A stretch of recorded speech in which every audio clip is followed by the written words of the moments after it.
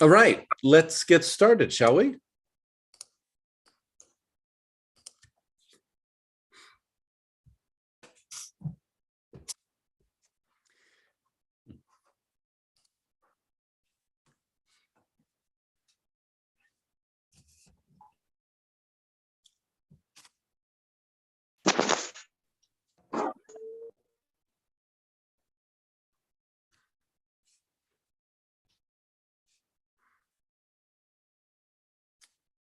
Welcome to James Green's English Classroom. I'm James, and I host an English conversation meeting here on Zoom every day at 13 UTC. And starting now, everyone's welcome. It's free. It's broadcast live on YouTube, at the James Green English Classroom YouTube channel. And you're welcome to come here and join on what we have in common. That's the invitation. And play to integrate our differences for the purpose of learning English.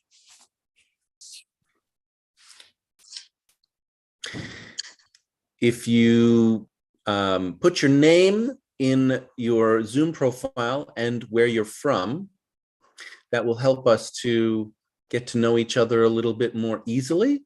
It's also helpful if you have your camera on. That's another thing that helps us to get to know each other, helps us to connect across large distances and differences of culture, language, and individual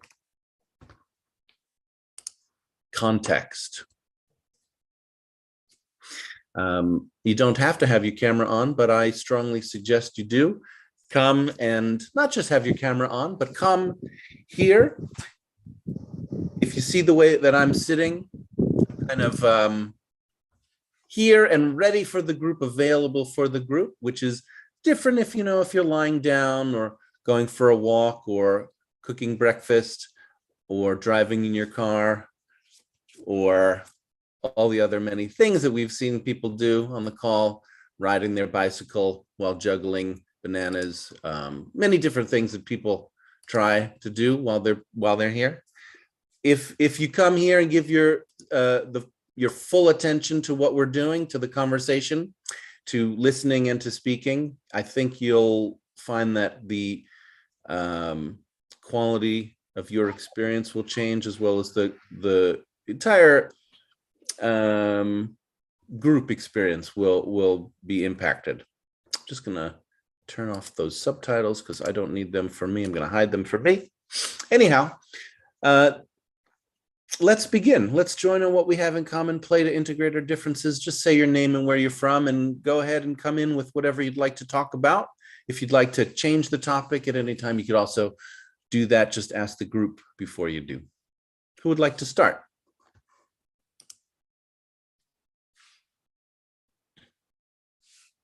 Oh, I almost forgot the schedule for today. I'm going to do my mixed level open conversation for the first hour, which is the same every day. And then I'm going to do 1 hour of advanced listening and vocabulary at 14 UTC.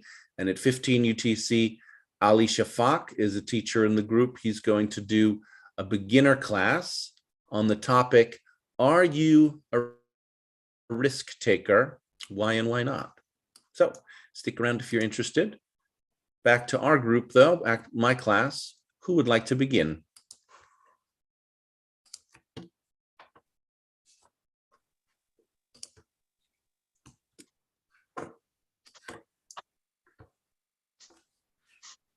There was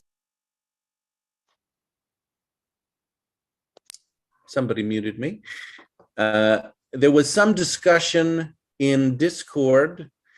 We have for those of you who don't know, we have a Discord server and there's different channels there, discussions going on there.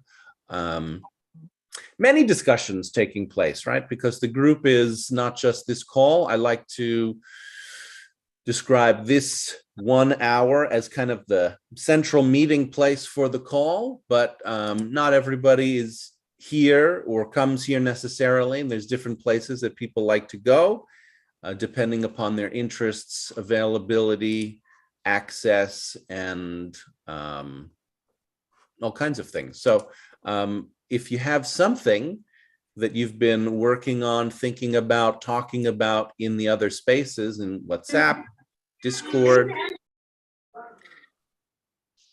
if you have something in that you've been working on in one of the spaces, you might bring that in here. Don't let that person in, Ahmed, don't let that person in. Hold on admitting some of the people. We had a little bit of trouble yesterday with some people coming in. If you have something that you've been working on, you can bring it in here and get a subgroup. Okay. Ahmed, you let the person in. Okay, let's see what happens. Hi.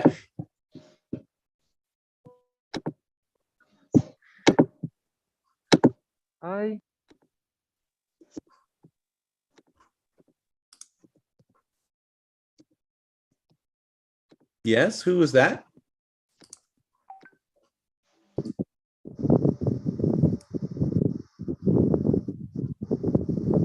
Art of Learning, you have a fan on. Clear? No, it's not clear. You have a fan on, or you are on a sailboat. Please. I'm on a bus. Who is I'm I? traveling. Who is I? It's Fuya. Freya? Fuya. Fuya. P-O-O-Y-A. I see. And you changed your name to Hi? Is that right? Yes, that's my first time I joined this group, so I want to say hi to everyone. Yeah. Okay, so it'll be easier for me if you change your name on Zoom to your name that you'd like us to call you. If it's Hi or Puya, let us know. Also where you're from. It'll just make it easier, because there's different people who come through here. I won't remember you based on your voice, likely. Yeah, sure. So what would you like me to call you? Hi or Puya? I would prefer to call me Hi. Okay, and where are you from, Hi? I'm from Iran. Hi from Iran, great. So go ahead, what would you like to say? I just wanted to take part to this, I don't know, Zoom meet. Yeah. I'm not sure about the name. Yeah. No. And I'm happy to join. Great. Welcome. Thanks. Welcome. If you're finished, what we do when we're finished in this group, we say the words anyone else, and that just lets people know we're done and somebody else can jump in. So you could say anyone else. You're new, I'll say it for you. Hi. Anyone else want to join Hi on just saying hi? This is Murad from Yemen. First of all, hope you well, Mr. James and everyone here. And continuing to the subjects that I talked about 2 days ago. Actually, I have an update happened to me yesterday. That was regarding the subject of my job interview. So the thing is, yesterday I received a job offer from the company. And you can say that today I signed that contract or the job over, and I'm gonna resume in work next week. So this is regarding my subject, and I don't know, it's a combination of happiness and a new challenge I'm about to get myself in. And yeah, just wish me all the best luck, guys. Thank you for the support. Back to the group. I wish you the best of luck in your new job, Murad. Congratulations. Congratulations, Murad. Thank you so much, Nanny. Appreciate your support. Thank you so much, everyone.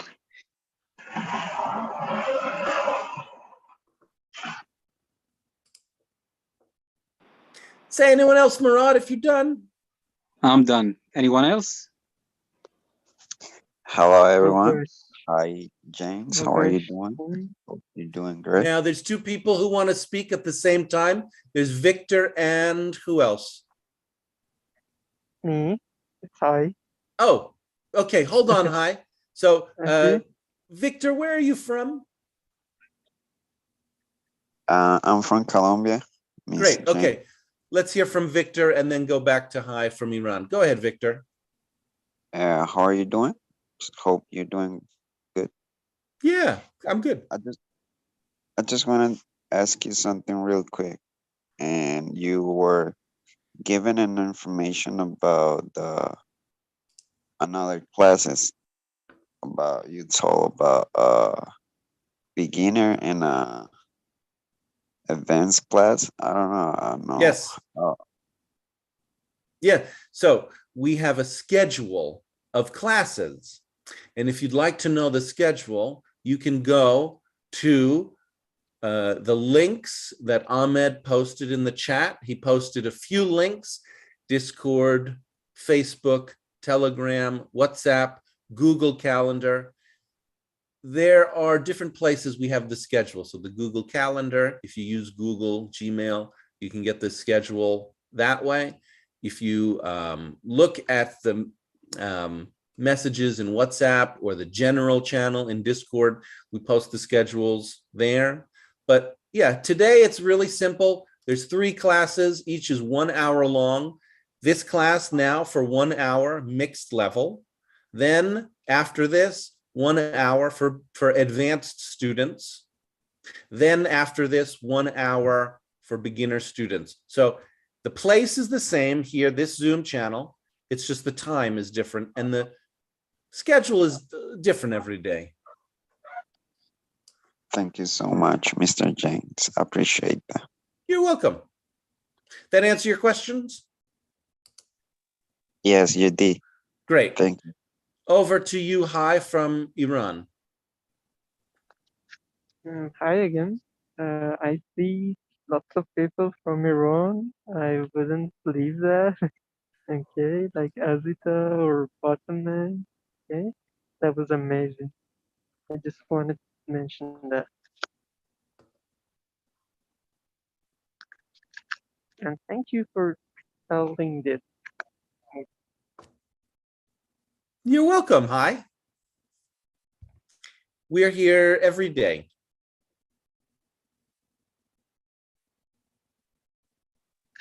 That's great. What do you like about it? Do you want to say what you like about being able to be here and seeing people from Iran?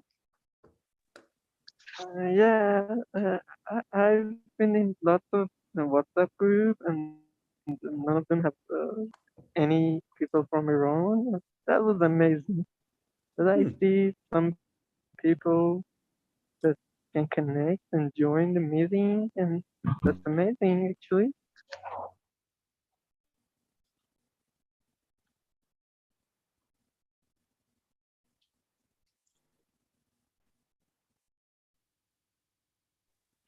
Sorry, as I said, I'm in the bus. I'm traveling. I was traveled from Tehran to Isfahan last night at 2 a.m. and I didn't travel by car because I had meeting here in Isfahan, and now I'm getting back home.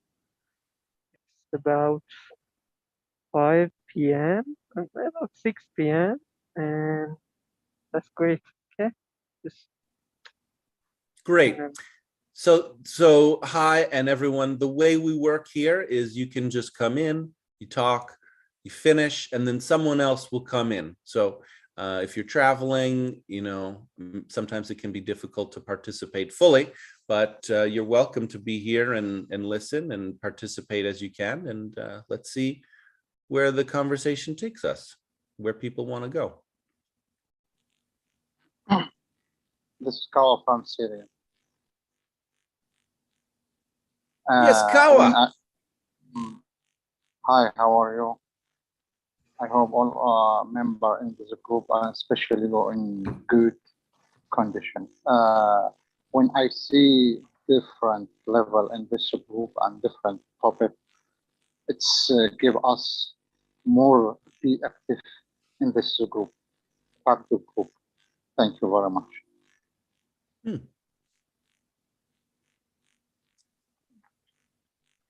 Yes, Kawa, I know you. Anyone else? I know, Kawa, you've been saying that you would like more focused opportunities, especially with grammar. Mhm. But especially with the grammar and even all different topics give us more be fluent and more be be fluent in English Yeah, and give us encourage to encourage and be effective in discuss about all of topic in this group. we are slowly developing as a group our ability to talk about what we want in the group, and I think that that is making it easier to get what we want. And I see more teachers offering classes with a specific activity and level, and so it doesn't happen overnight, but we can slowly develop into a group where we create the group that we want. Mhm. It's all of member and team. It's be beneficial about all topic in what all teacher give us benefit. Back to group. Thank you very much. And anyone else?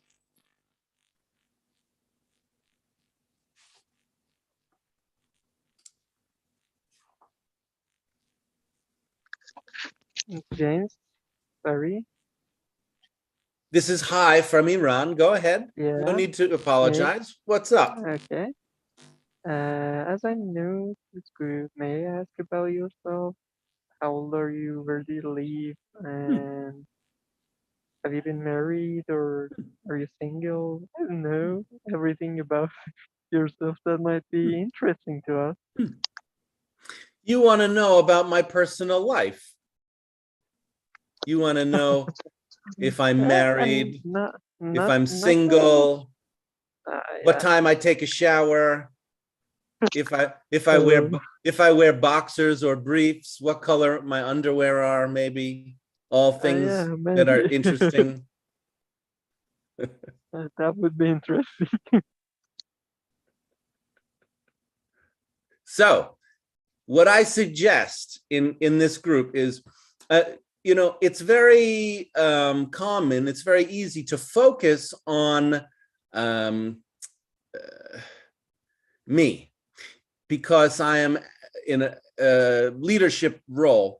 And I suggest, instead of doing that, instead of me answering my personal questions, which really is not relevant to the purpose of the group, is you talk about why you're interested to know about me. What about those questions about whether I'm married or single, or how old I am, or what color my underwear are? You talk about why that's interesting to you. I've been curious about you, and I just wanted to know if you've said those things before or not. Yeah. And I just wanted to know if you are okay, or I don't know. I just wanted to know about you and know more about you. Yeah, And everyone in the group, I want to point because I'm something out. new. Hi, I want to point something out. That word just is actually, it's subtle, but that word just is a put down to yourself. I just want to know is actually a way of saying what I want is not important. It's different than saying I want to know. Do you see the difference? I see. I want to know. Are you married? Versus I just want to know. It's kind of like, I want it, but it's not important. Can you? Wow, that's great. Can you let yourself be curious about me fully? You want to know about me. You want to know who I am. Yes, exactly. Now, I'm not going to satisfy your curiosity. Okay. And I'm not, we see some people who know me are You're laughing funny. because You're maybe funny. they've seen this before. But I will tell you why I'm not satisfying your curiosity, because that's not my job here. My job here is not to satisfy people's curiosity. My job here is, as a teacher of English, to make it, to create the conditions where learning is possible and maybe even easier. So That's great. the way I'm going to do that is I'm encouraging you to talk about what is important to you and to talk to other people in the group, rather than me and you having a personal interview where you ask me about my personal life and I tell you about it. Okay? Yes, sure. So Thank you. yeah, can somebody Uh, hold on. Hi, I just want to just make sure what I said got into the group. Would somebody tell me what they heard me say? This is Murad. Go ahead, Murad from Yemen and Saudi Arabia. Thank you so much. Yes. Well, actually, you were trying to say that the main purpose of your attendance here is to educate people English, and you won't allow anyone, to change your goals of being here. So it's a personal thing for you, and since it's something, I don't know, is my feedback sufficient for you? Before I continue. May I summarize you, No, Mr. Green? no, Kawa, because Murad is doing it right now. But what you might do, and not by interrupting Murad, but at a different time, is if Murad missed something that you think is important, you can bring it in at another time. But hold on one at a time, right? So Murad, that's good enough for me. That's good enough for me. So go ahead. You have the floor, Murad.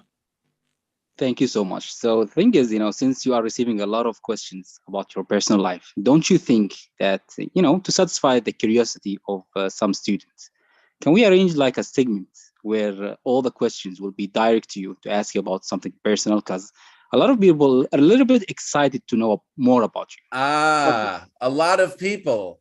Does that include you, Murad? Are you excited to know more about me?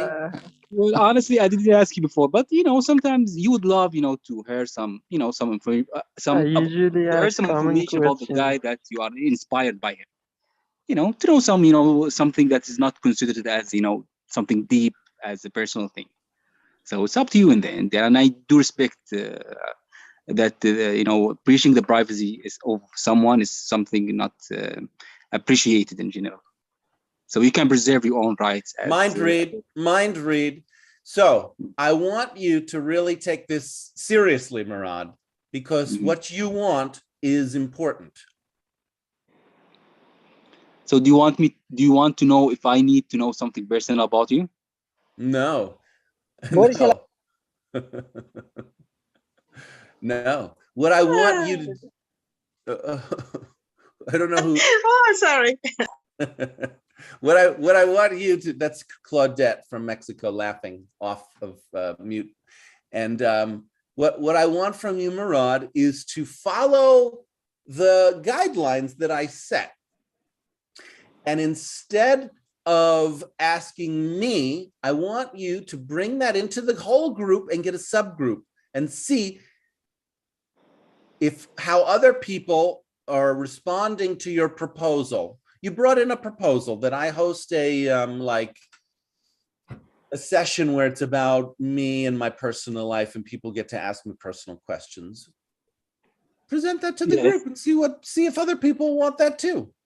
Yeah, it's a good idea. So so the thing is, why I'm asking you that, or giving this proposal to you, because I heard a lot of people asking you something personal and you're trying to dodge their questions, which is completely right from your side. So I'm gonna, ask the same thing to the group and ask him, do you want Mr. James to arrange a segment or a session where the subject of that session will be going around, the personal life of James, where we're gonna ask him a personal stuff? So this is a question. I don't know if I'm gonna receive positive interaction or negative. So it's up to the group. So back to the group. This is Kawa from Syria. I think when Mr. Green said before, his task here to be a teacher and make a environment condition to learn, and I agree with it. If he want to speak about the personal life, and I don't want to force him to speak. If he don't want, this is up to him for this point. Back to group. Well, that is a little bit, I think, on the other side. So there's one side, which is, I want to know about James. And then there's the other side, which is, well, let's take care of James and remind him that he doesn't have to do what he doesn't want. Actually, I know that already. You certainly don't have to take care of me. I know I'm here doing what I want. You can do one or the other. There may be some energy for taking care of me, and there may be energy for what you want as well, and they probably not the same thing.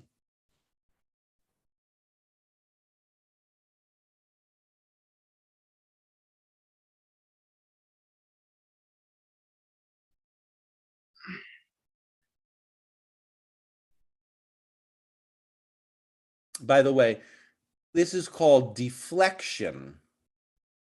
When a teacher or someone doesn't answer your question and instead directs you to go somewhere else, it's called deflection. And there are different reasons why we may deflect a question, but I'm giving you the reason why I'm deflecting the question, because Deflection. I don't think that it is Deflection. yeah, I don't think that it is useful. And so I don't want to do anything that is not useful. What I do think is useful is for you to talk about wanting it, though. So we can have both can exist in the group, wanting something and not getting it. And I think this is a theme from yesterday, Kawa, isn't it? Right? It came up in relation to Yassine. You wanted Yassine to answer some questions, and he maybe deflected your questions. Yes, but you answer. You give convince us about if you want or if you don't want. But on other hand, Yassine don't answer, and he ignore what I want. It's different. It's different. It might. Neglect. Hold on, Hai. So it may be a mind read that he is ignoring you. And it's true, the deflection is a skill. Deflection is something, right. To deflect in a way to make it easier for the people asking the question not to take it just personally is a skill. Right. It's So you may not like the way he deflected your question. And so it wound up, instead of helping you to direct your energy to a more useful place, you may have experienced it just like being snubbed or ignored.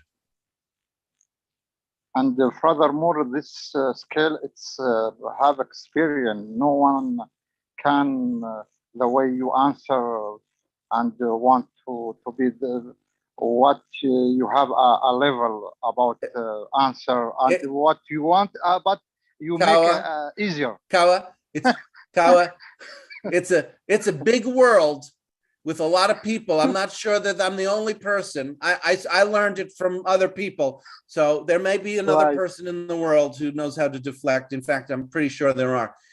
But it's true. I use deflection because it helps us. Another term is vectoring. If you know the word vector in math, a vector is a line where pointed. It's an arrow going in a certain direction. And you can actually, when I do this to give a choice, this is two vectors, one line going one way, another line going the other way. And sometimes when we have a choice, one of the choices may feel, you know, bigger. It's like this and like this, like one feels very easy to take and the other choice feels difficult to take. So I'm kind of nudging you sometimes towards the unexplored branch. If there's a branch and I think, oh, did you know this also exists? I may nudge you towards that side so that you feel you have a real choice of both. But something I want to add something to something. Your result when you don't answer make us happy, but another side when result make me in bad situation. Okay, so you like the way that I Right. the vector energy into different directions. Right. Direct you very energy. Say anyone else, Kawa? Anyone else back the group?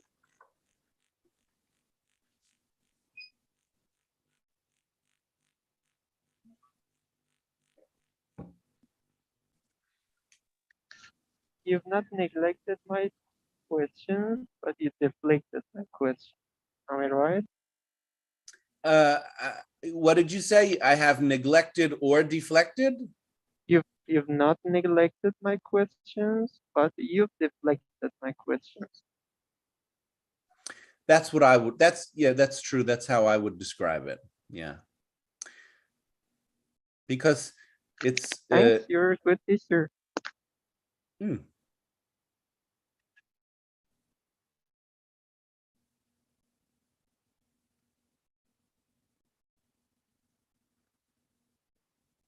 Hi, say anyone else? Anyone else want to join that? Yes. Also Al-Dori from Iraq. From Iran. Yes. I just want to say something about the word.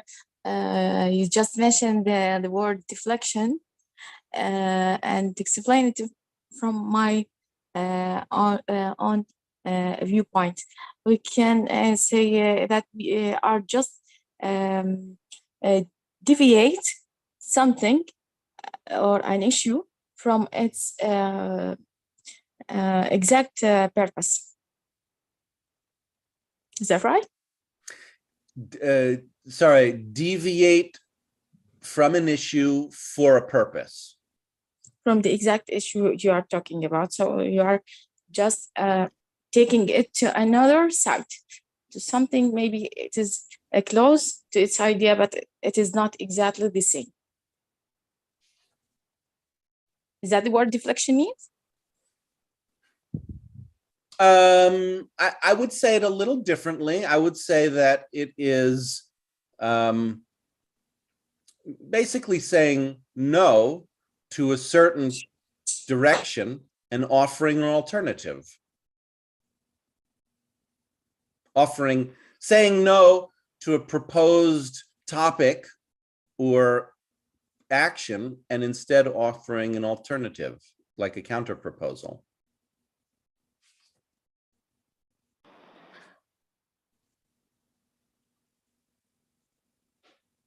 So?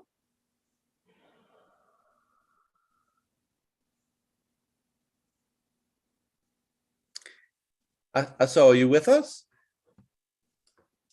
You've got me curious. So I'm going to look up the dictionary definition of deflection. Yes, I heard you. The action or process. I hate it when the online dictionaries give horrible definitions and use circular definitions. Deflection, the action of deflecting. What kind of help is that? That's a horrible definition. He doesn't add any information. Dictionaries are written by human beings. Turning aside or turning off course. Departure from a pointer Yeah, turning aside, deviation, Deviation, changing, yes, exactly. changing direction. I like that. That's pretty, Yeah, changing the yeah. direction. Changing the direction, right? Is it like detour? Yeah, a detour is a synonym. Can I ask you something about the same word? Can you summarize what you heard first? Yes, you gave an explanation for the word deflection for ASO. So it means, you know, a change for a point or something like that. Direction, changing the Yes. direction. Changing a direction. Yeah. So also I heard about word called reflection and Yeah. also diversion.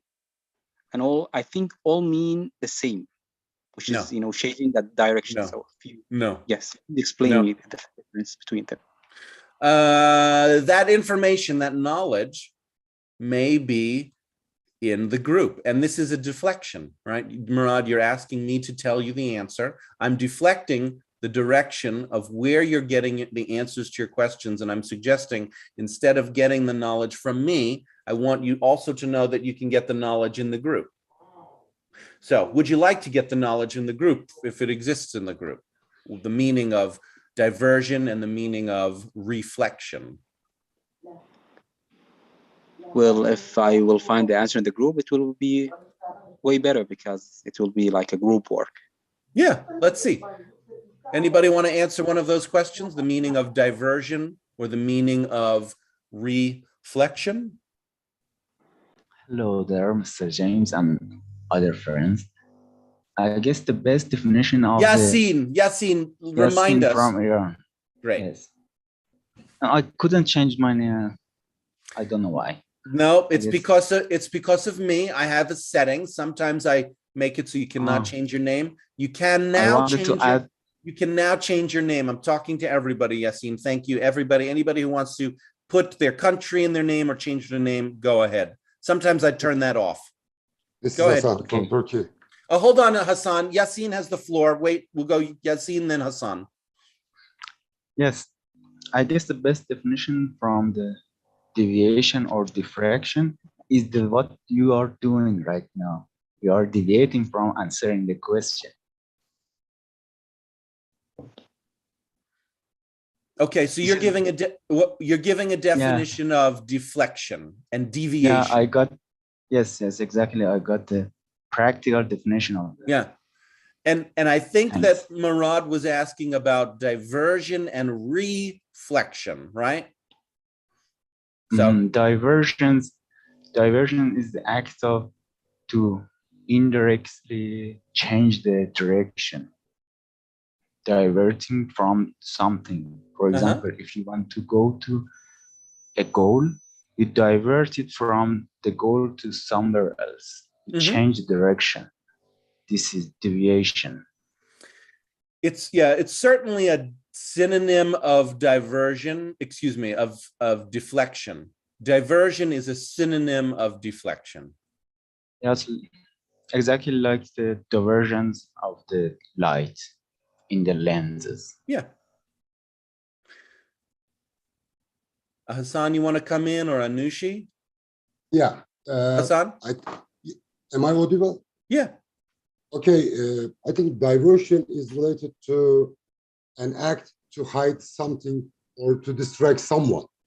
But deflection means, for example, you don't want to answer a question, so you try to lead the person who is asking you private questions to evaluate other options. They are completely different from each other.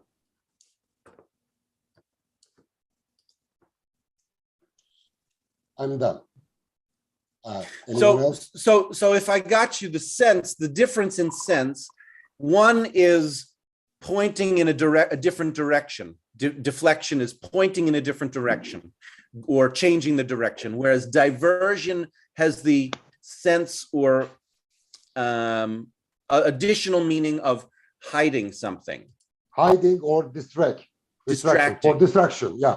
This is completely different. For example, a moving object, when hits something, I mean, it can change its direction due to its speed, its weight, balance. There are many factors to change the direction, but diversion is not one of them. You have an aim to hide something or to cause distraction. This is the main purpose of diversion. Anyone else?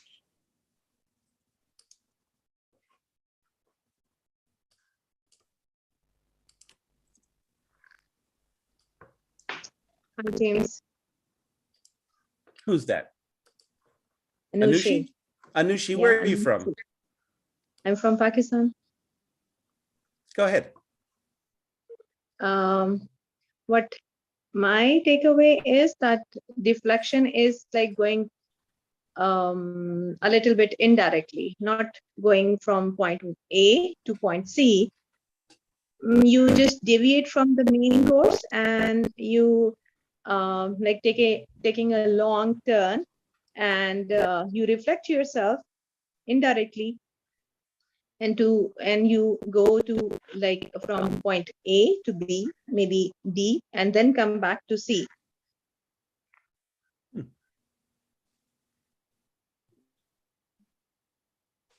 Can you hear me? I can hear you.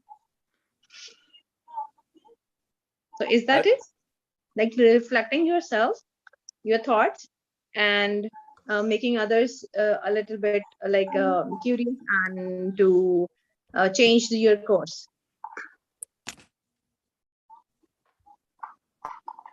You asking me? Yes, I want a reassurance. There's somebody else talking. Yes, somebody else is.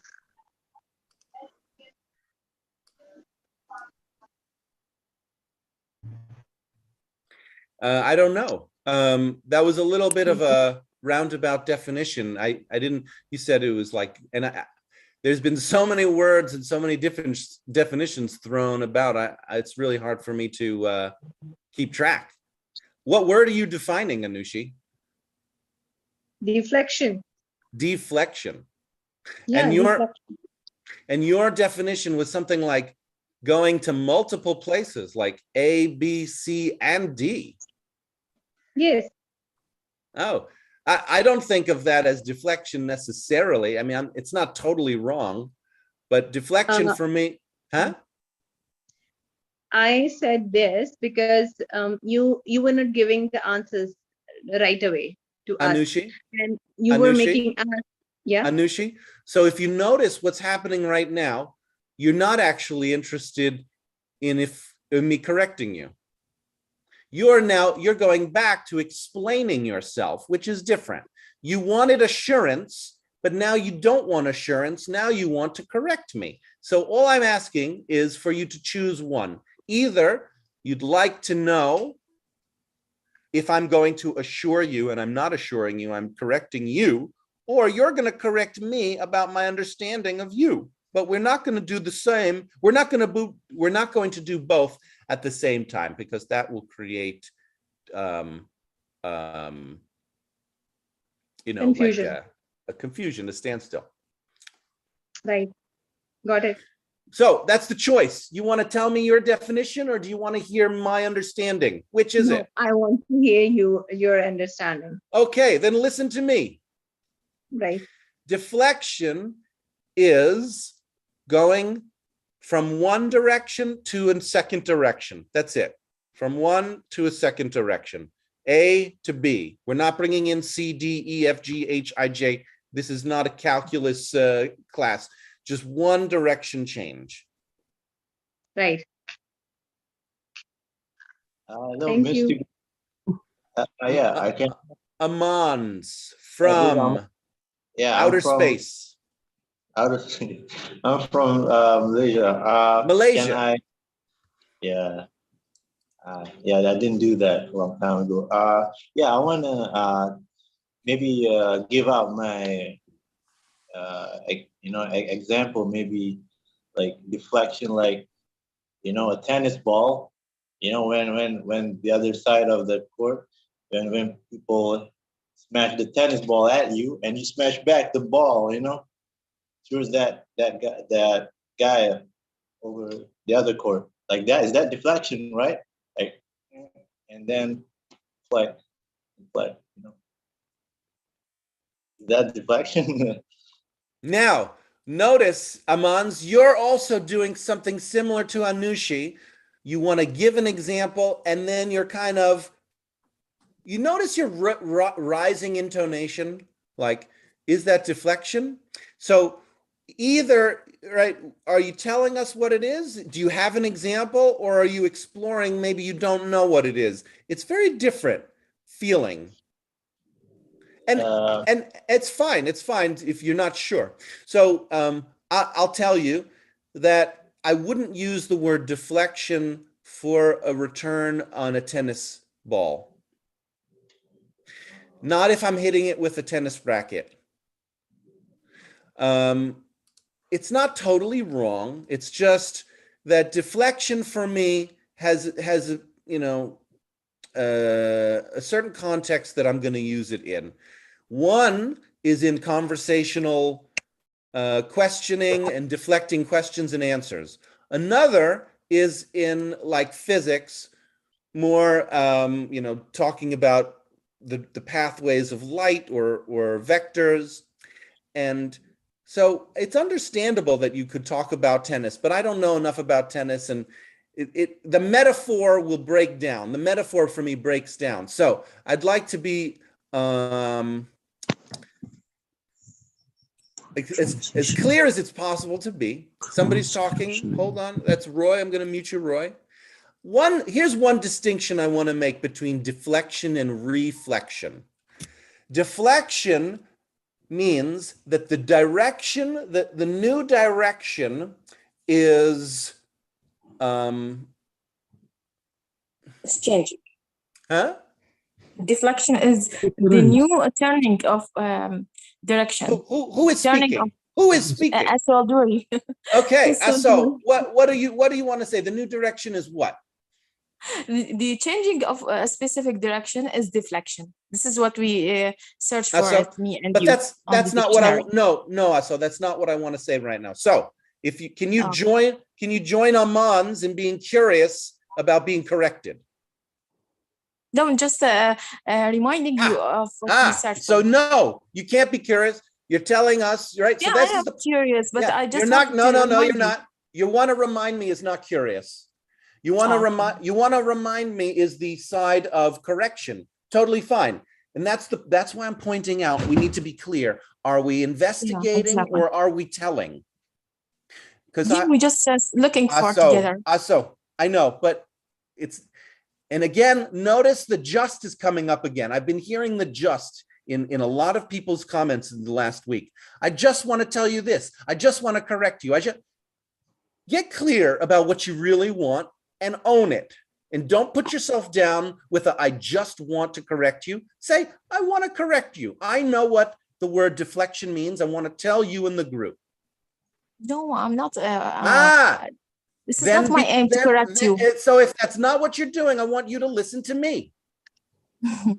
If you don't want to correct me, then I want you to listen to me because I'm telling you something. I didn't finish my thought. So let me finish. Deflection is going off in a different direction. I'm distinguishing it from reflection. Reflection is an image. Okay. You're coming back in again. You're not curious. You're correcting me. You're reflecting me. I want to finish my thought, and I can't finish my thought. And I'm talking to everyone. I'm not just talking to you, Aso. Okay. Okay, that's clear. Yeah? Yeah, it is clear now. Okay, then take a step back, take a breath, take a step back. Okay. Thank you. I'm sorry to interrupt you. I didn't mean it. It keeps going, it keeps going, it keeps going, and it will keep going. Connect to how you feel and take a step back. So, reflection. Reflection is the energy of the vector goes back in the same exact direction that it came. That's the difference between reflection and deflection. Deflection, the energy will come in like this and go off in a different direction than it came. Reflection, it goes back in the same direction. What do you know that does reflection? A mirror, right? A mirror is perfectly flat, and so as much as possible, it will send light back in the same exact direction that it came. Whereas other reflective surfaces are not flat and they will diffuse. The energy will go off in lots of different directions. The energy is deflected or diffused, and not reflected. This is Hassan. May I say one Go more ahead. thing? Yeah. Okay. Okay. When we play tennis, I mean, it cannot be reflection because think the ball is coming towards you. When you hit the ball with your racket, you start absorbing the energy of the ball, and you will create another velocity and direction due to your racket's position. So it cannot be reflection. Deflection is a little bit different. And in reflection, there shouldn't be any absorption, something like this. There shouldn't be absorbed.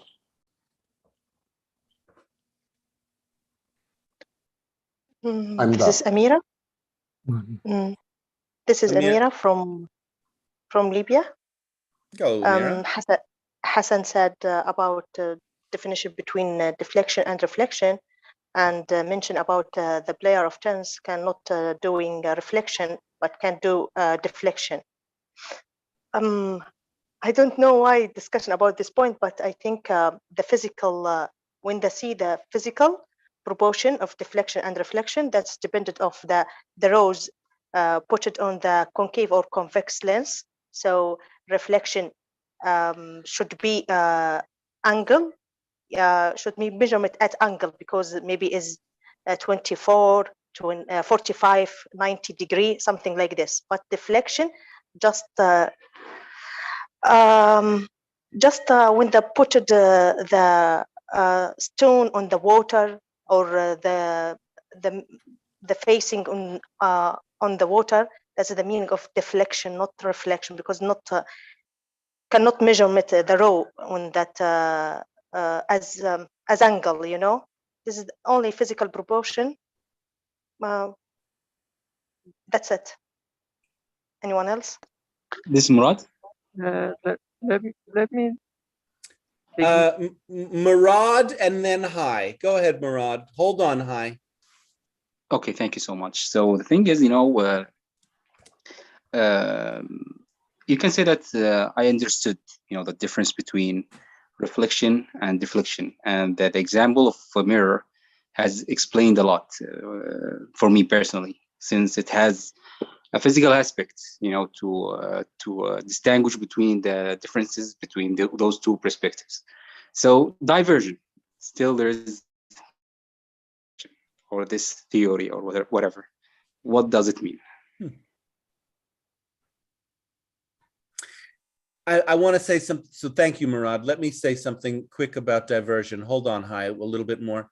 Now, Hassan brought in the sense of hiding something for diversion. And I think that's true. There is, when you can use diversion to mean, we talk about creating a diversion. For example, I'm a thief and I want to rob your house. And so I know that you're at home, and I create a diversion. I make a fake phone call to your house and I say, oh, your child is in trouble at school. So you leave your house, you go, you rush to find out if your child is safe. And when that's happening, I go into your house and I rob your house.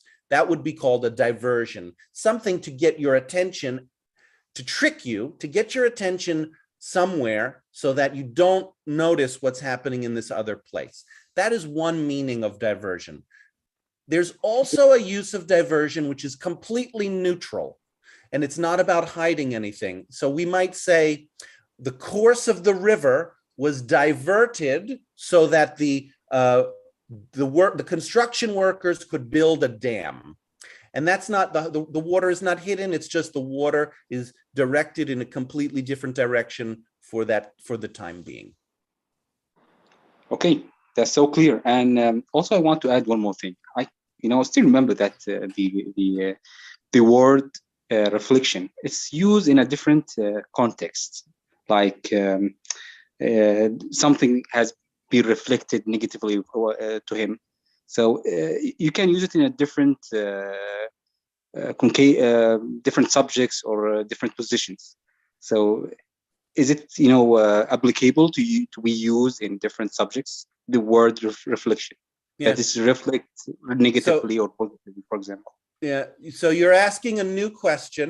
I just want to point that out. You're asking a new question, which is not about deflection, but now it's about, we want to elaborate on reflection. I'll say something really quickly, and then I'm going to go to Hai because he's been waiting. Reflection is a special, reflection is, right, has an ordinary everyday use, which is just light reflects, it bounces off of something. In this group, I often use the word reflection as a synonym for summarize. So I say, could you summarize what he said? I might say, could you reflect what he said? Because it has a similar meaning where you're telling him exactly what they said. It's different, though, than the phrasal verb reflect on. Reflect on, sometimes people confuse reflect and reflect on. Reflect on means something more like to think about, to consider. And then another definition, it's a little confusing. There's a lot of different meanings, Murad, but then there's yet another meaning, which is it reflects something on. So it reflects badly on him that his child burned down the school. He did not burn down the school, but his child burned down the school, and that reflects poorly on him. That means it has an influence on his reputation. All of those are different meanings. I'm going to leave it there because it's a little complicated. I'm going to go to you, Hai, go ahead. And then we just have 2 minutes, Hai, and then I'm going to move into a new activity. Okay. I'm not sure about deflection because I just hear about it, but I know about diffusion and reflection. I think the difference is that the reflection is a one-to-one, but diffusion is one-to-many. That's the point, I think. Am I right? That sounds good to me. That sounds right to me, Hai. Let's say when you look at the mirror, you just see yourself. That's one ray, and you get back one ray. But in diffusion, like in what happens in TV, there are LEDs at the backlight, and there is a diffusion.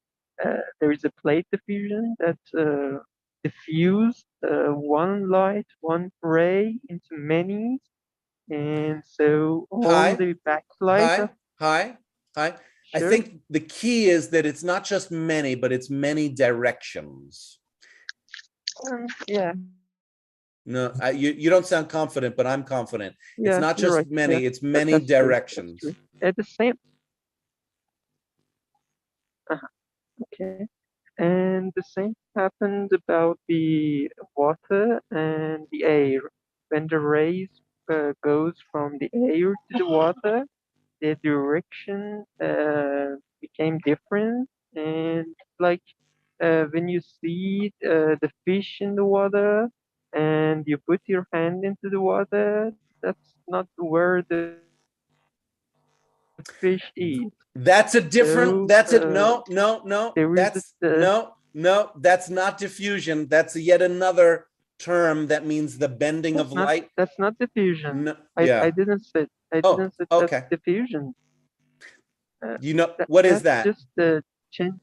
That's the change of the velocity. That's that's the velocity of the water.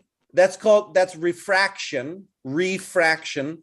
I'm going to put that in. I'm going to give the definition and put that in Discord word of the day. Actually, I'll put it in Where shall I put it? I'm going to put it in the classroom. Okay. Refraction. It was a great class, by the way. We are continuing. It's just a different activity.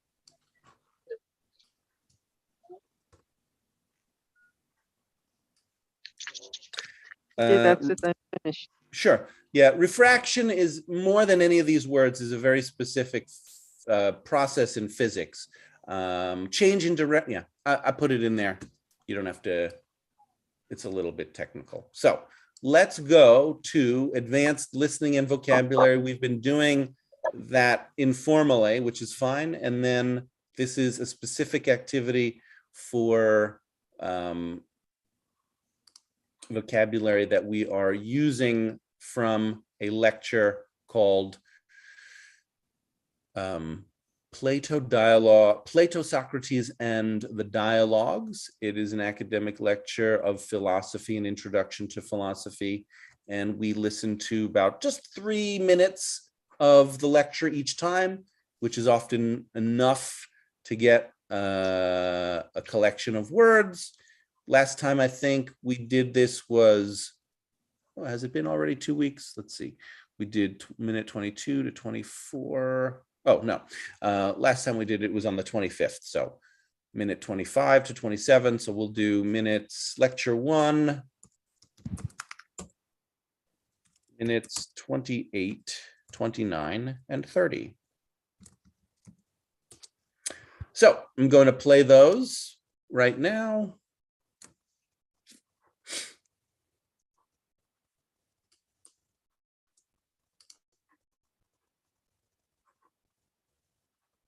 Share my screen, share my audio. All right, so let's listen to these 3 minutes and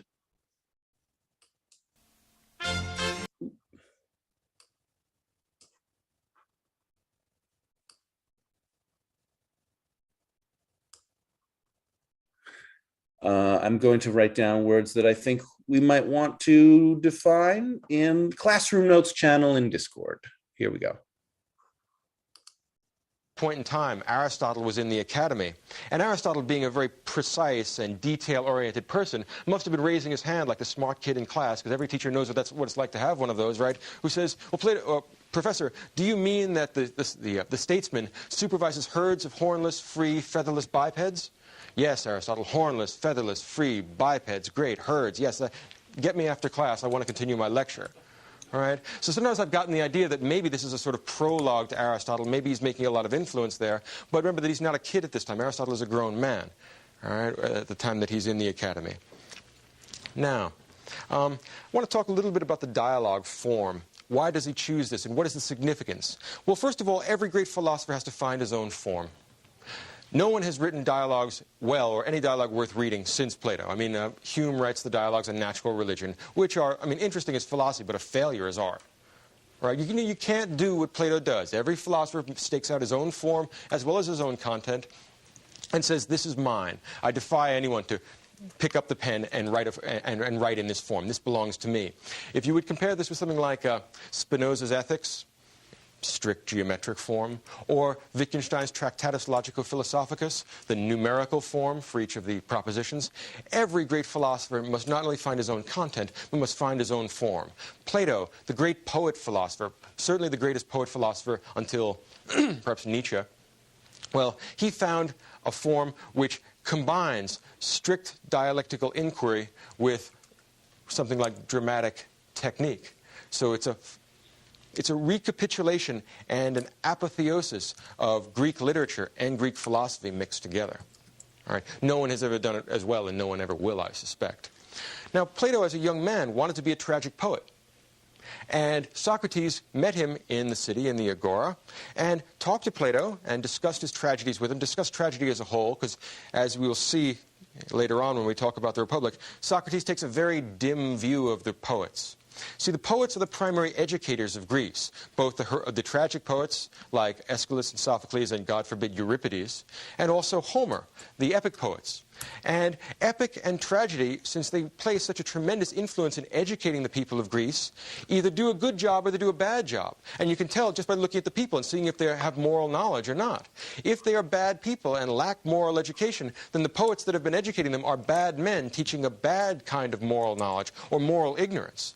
So Plato and Socrates are opposed to the education done by the poets. And when Socrates explains to Plato why his tragedies are very inferior, because Plato thinks that they're just great, he's going to go enter them into the contest, because there's a religious contest every year for the best tragedies, 3 tragedies in a Seder play. Plato has written some, and he's a man of great poetic gifts, a very promising young man. So he's marching down to enter his tragedies, and Socrates stops and says, "What do you got there?"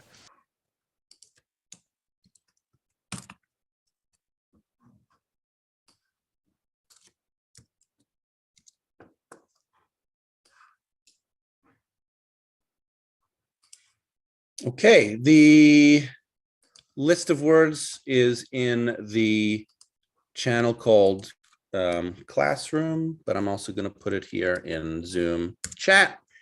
Let's look at them one at a time.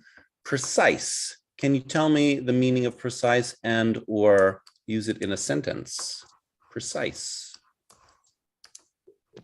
Astrolduri from Iraq. Uh-huh. Astrolduri. Yeah, go ahead. Precise means just like accurate. Yeah. Accurate. To be accurate about something. So my sentence, I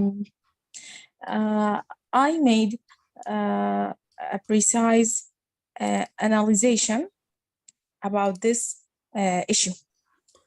You said analyzation? Yes. Analysis. Analysis, yes. I made a precise analysis of the situation. Great, yes. Great. Next word, supervise. This is Ahmed. More intermediate. Yeah, go ahead, Ahmed. Supervise, like the leader in the field. We have a small team. You consider this person supervisor. Yeah, don't confuse it. Supervisor, which is the noun, and supervise is the verb. So can you use the verb in a sentence? You gave the description of the noun and hinted towards what the verb means, but can you use it in a sentence? We have the group. We have the group of the field staff working in the small city. Supervise on the different activity.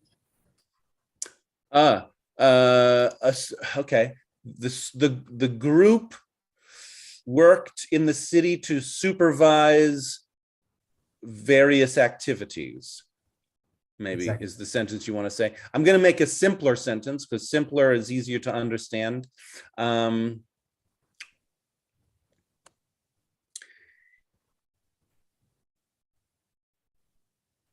When my young child plays outside, I'm always supervising them. I'm looking out the window or sitting on my front porch, making sure that they are safe.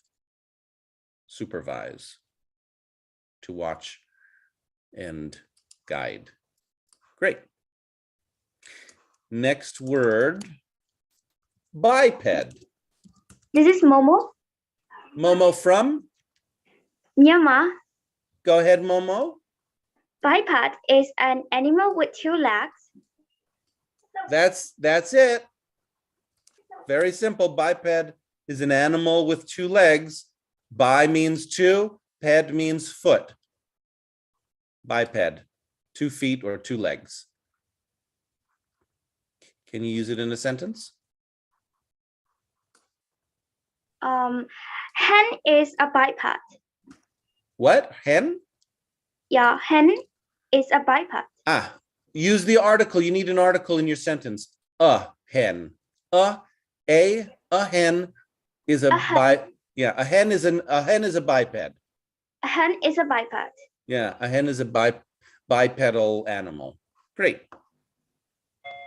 An ostrich is a bipedal bird.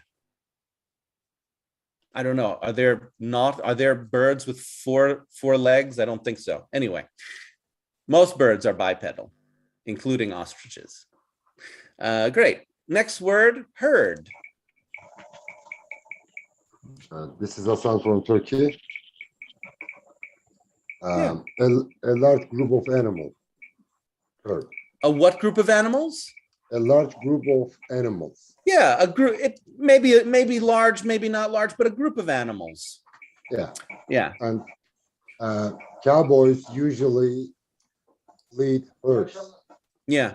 Now, this is the right part of speech in the lecture. It's used as a noun. I just also want you to know it can be used as a verb. So to herd means to get a group of animals or people together.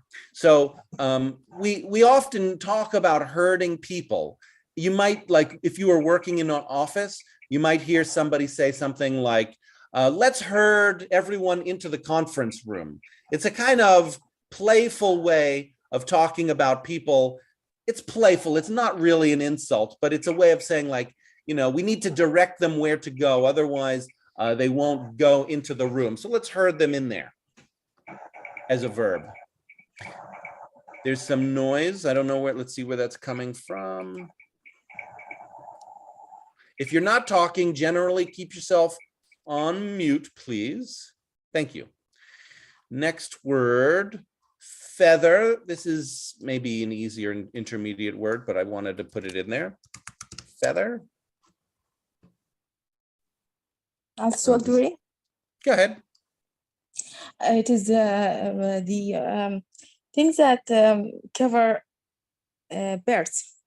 The things that cover birds. That's good enough for me. Yes. Yeah. So feathers, we can say that a peacock got a colorful feathers. Feathers, not feathers, feathers. A peacock has Feathers. colorful feathers. Fantastic. Yes, thank you. It's so tempting to get into a zoological discussion right now about legs and feathers and stuff, but I'm gonna contain my desire and move to the next word, which is stakeout. This is Hasan from Turkey. May I? Yeah, go ahead. What do you think? Watch a specific place continuously in order to catch guilty person or criminals, something like this. That's true. Now, that is not the sense of the word that was in the lecture. So it's the other definition, which is to claim ownership of an area. To claim ownership of an area, both land or conceptually, like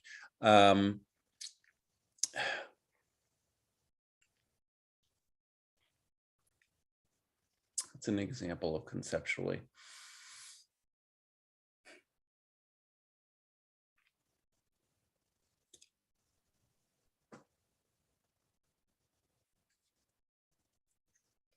I'll need to think about it a little bit. It's the same idea, though, where you say, I'm going to do this, right? I'm going to camp here. I'm going to stake out my camping spot. I'm going to put my tent and sleeping bag and food down in that area so nobody else takes that spot.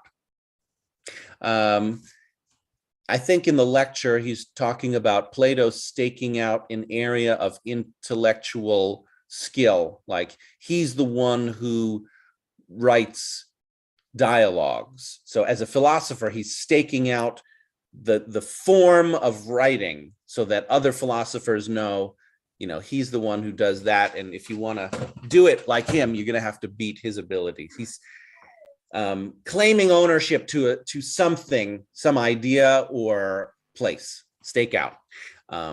Okay. Yeah, it's a little bit harder to use that as an example. I don't know if anybody wants to try. But you said to claim ownership, right? Yeah. So can we say, for example, soldiers stake out for their sacrifices or something like this? Can we say, or can we use this verb like this? Almost. You could.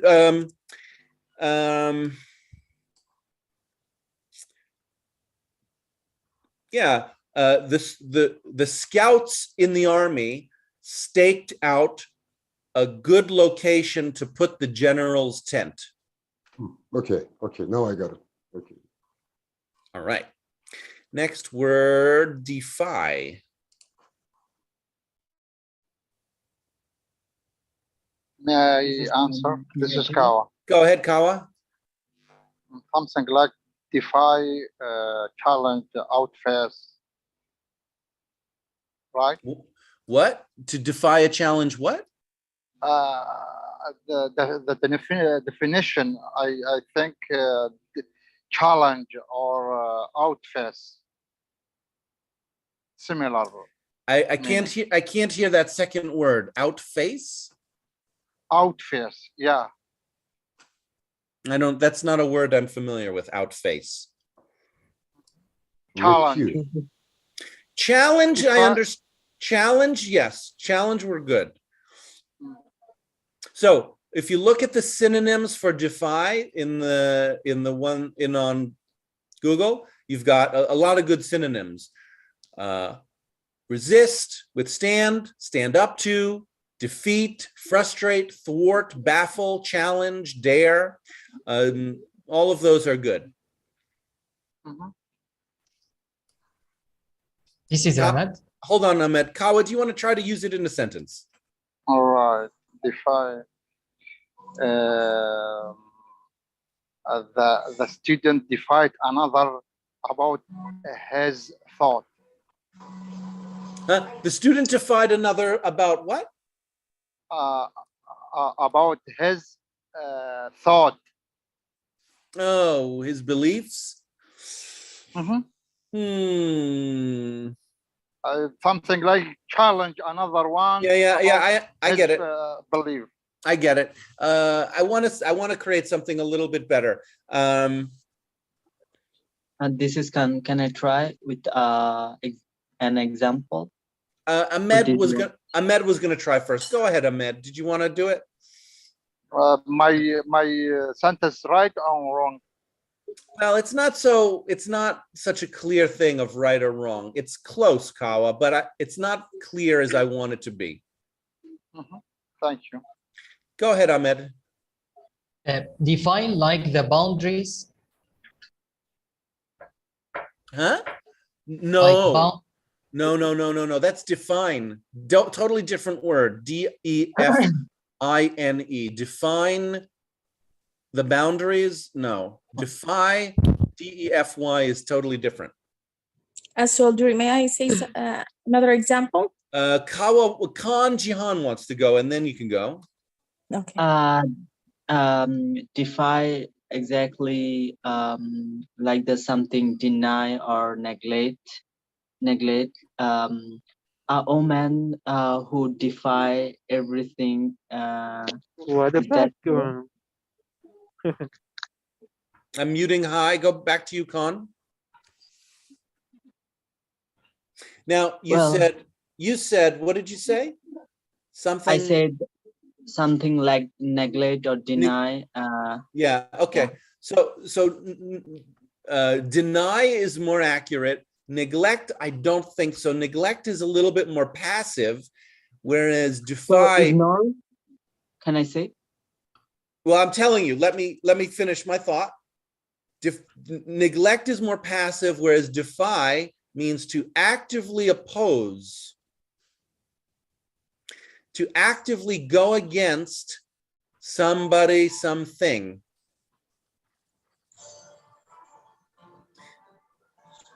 There's some music. Let's quiet that down. So the soldier defied his commander. The commander told him to go to the mountain. The soldier defied that order and went to the river instead. He didn't just neglect to go to the mountain, right? It's not like he fell asleep and forgot about it. He actively said, no, I'm not doing what the commander wants me to do. I'm doing what I want to do. He defied the commander and did something different. The difference, it might be a little hard to distinguish, but it involves the intention to go against or not. Yeah. Can I make a sentence with the Oh, word? yeah, sure. A person who defy all the reports.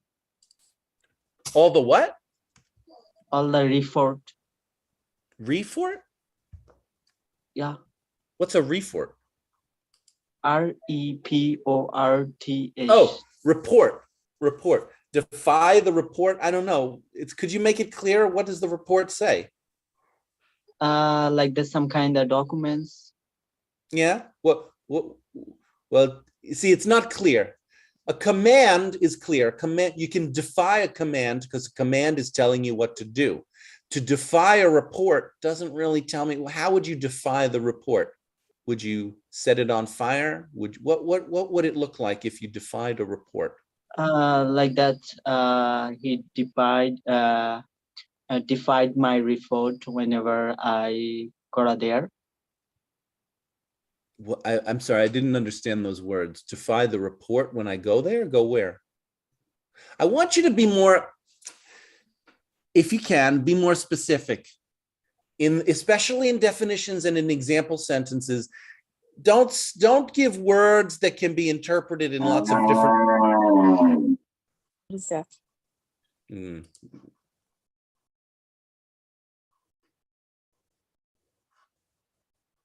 Don't give words that can be used in various ways, like he went there. Where is there? What does it have to do?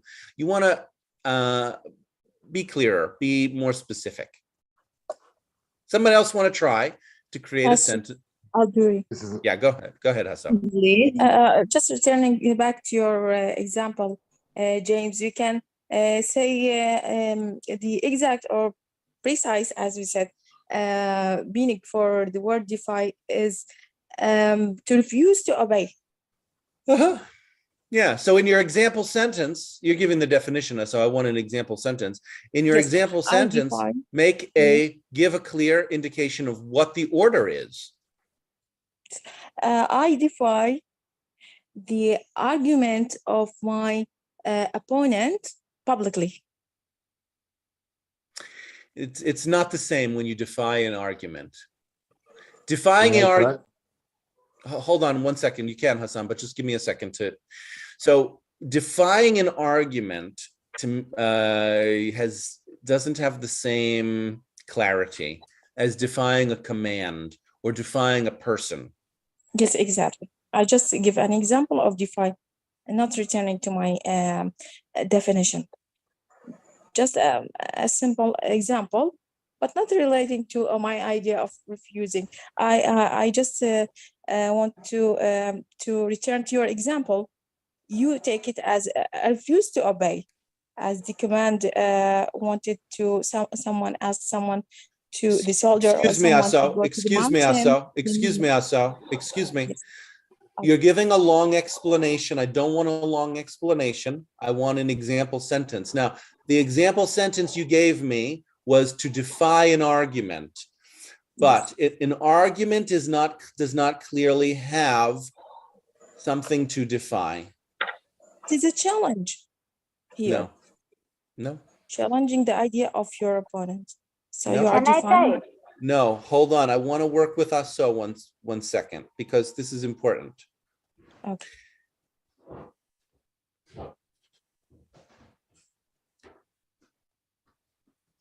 What I want to work with you on, Aso, is trying to take in my feedback about why defying an argument is not clear.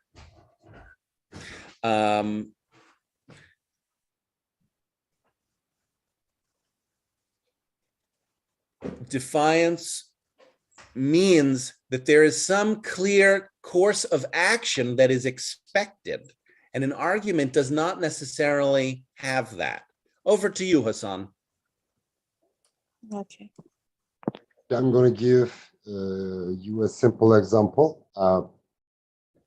Even sometimes my boss decision doesn't make sense to me. It is really too difficult to defy. That's it. Yeah. People are this is both Kawa and Aso are getting caught up in the sense of defy, which means challenge. Appear to be challenging someone, to dare, but you can't use that. You can't use that in the same way.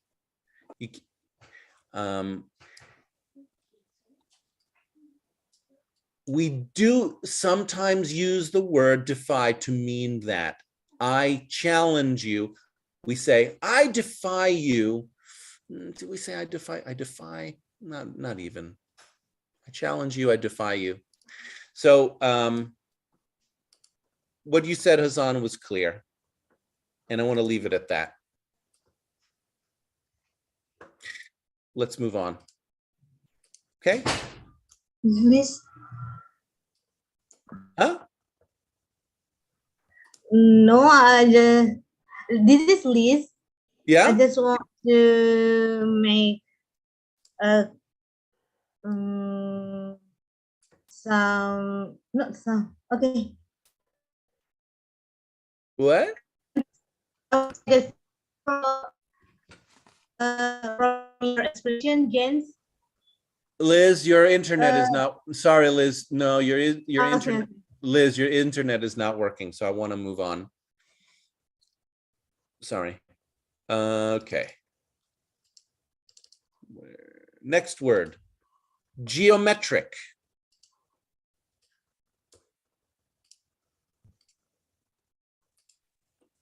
This is Manoj from India. Who? Manoj from India. I'm sorry, let me just check. Manoj. Manoj, yes. Geometric mean the study of mathematics line, shapes or curves, etc.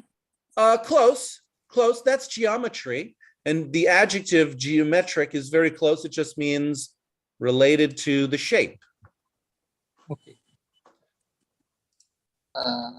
This is Kawa, like engineering, right? Close. Again, it's related to the shape. So it certainly is something that we talk about in engineering, yeah. Mm-hmm. However, I want you to get a more exact sense. So can you try to use it in a sentence, Kawa? Remember, it's an adjective that means shape. Mm-hmm. I can say the engineer built a tower.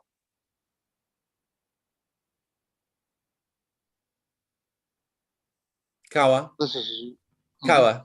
You did not use the word. The engineer built a tower. Kawa. Slow down. The engineer built a tower. Okay, now can you try to use the word geometric? Geometric try do her best or his best to build a tower. I'm sorry, what? Geometric try do her best or his best in order to build a tower. No, definitely not. Thank you for making that mistake. Hold on. I'm still working with Kawa. So no, a geometric is not a person like an engineer is a person. Geometric is an adjective to describe some object or some idea related to shapes. Make a plan. Make a plan. No. No. No. Hold on, Kawa. Let's hear from other people, and maybe you'll get a better sense of it. Who wanted? Maruf. Go ahead, Maruf. Pyramids has a hexagonal geometric. A what geometric? Hexagonal geometric. Hexagonal. Hexagonal geometric, yeah. Are you saying the word hexagonal? Hexagonal. Hexa, hexagonal? Yeah, Okay. So you're that's fine. That gives us another word which we want to define. Otherwise, people won't know what a hexagon is. I'm not sure that it's correct. I thought the pyramids had a different shape, not a hexagonal, because a hexagonal has 6 straight sides, right? A hexagonal shape is six-sided, whereas the geometric shape of the pyramids is a pyramid. Actually, we get the geometric name of pyramid from the pyramids in Egypt. Aswal, may I add another example? Now, hold on a second, Aso. I want to do one at a time, so I just want to finish with Maruf, and then also Tayar wanted to speak, so hold on. Maruf, did you hear what I said? Yeah. What do you think? Do you still think it's hexagonal? Not sure. Yeah, it's not hexagonal. I'm not sure. No, I'm pretty sure it's not. Okay, Tayar? Hello, my name is Tayar, and I would like to give an example about geometry. Am I audible? Yes. My example is geometric numbers help us to solve a mathematical issue. Tayar, that's great. That's a little bit advanced for us, though. It's a little bit advanced, I think, to talk about geometric mathematics. Let's start simpler first. Hold on, Tayar. Go ahead, Hassan. Geometric conditions make everything too difficult while climbing the Mountain Everest. I like the attempt, but I think it's not a great match.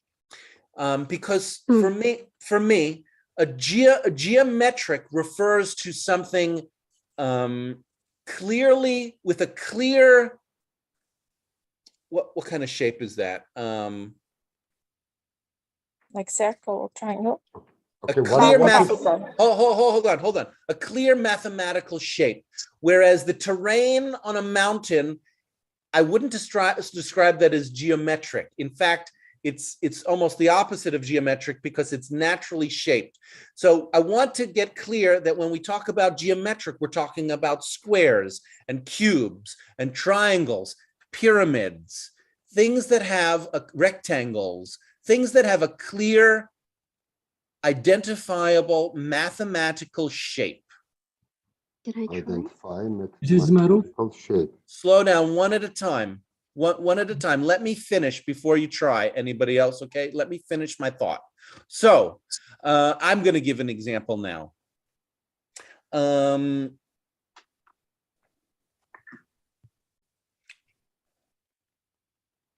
The child's playground was made using various geometric patterns. The picnic tables are made out of rectangles and pyramids, and the pool is built as a half of a sphere. Clear geometric patterns and shapes used in the children's playground. Geometric. Okay, Rafi, did you want to try still? Yes, I want to try. Tell us where you're from, Rafi. I'm Rafi. I'm from Philippines. Philippines, okay. I just want to give an example, a sentence. Most ancient Islamic buildings have geometric patterns. Great. Most ancient Islamic buildings have geometric patterns. And design. And designs. Also, Aso, go ahead. tattoos are created from interlinked shapes, geometric shapes drawn by an artist on someone who bodies who like to do that or interested in. Well, they can be, but they're not necessarily. That's not how. Not all tattoos are drawn with geometric shapes. Some are just drawn. Some are just ordinary drawings. Yeah, let's say a group of tattoos are drawn like geometric shapes. Yeah, maybe. So you could say my friend's tattoos are of geometric shapes. What geometric shapes? What geometric shapes are they? Use an example so we know about what geometric shapes we're talking about. Yes. Well, you didn't, but okay, that's fine. We can move on. Okay, you mean like triangles or circles like that? Yeah. So here, try this as think about this. Here's an example, right? My friend is a math professor. He teaches geometry at the university. He also has tattoos of geometric shapes on his arm. Now that would be clear, right? We make it. Now I understand. Why does he have geometric shapes on his arm as tattoos? Oh, he teaches math. He teaches geometry. He's interested in his field. Yeah. Yeah. Okay. He's obsessed with the idea of the math. Moving on. Next word, numerical.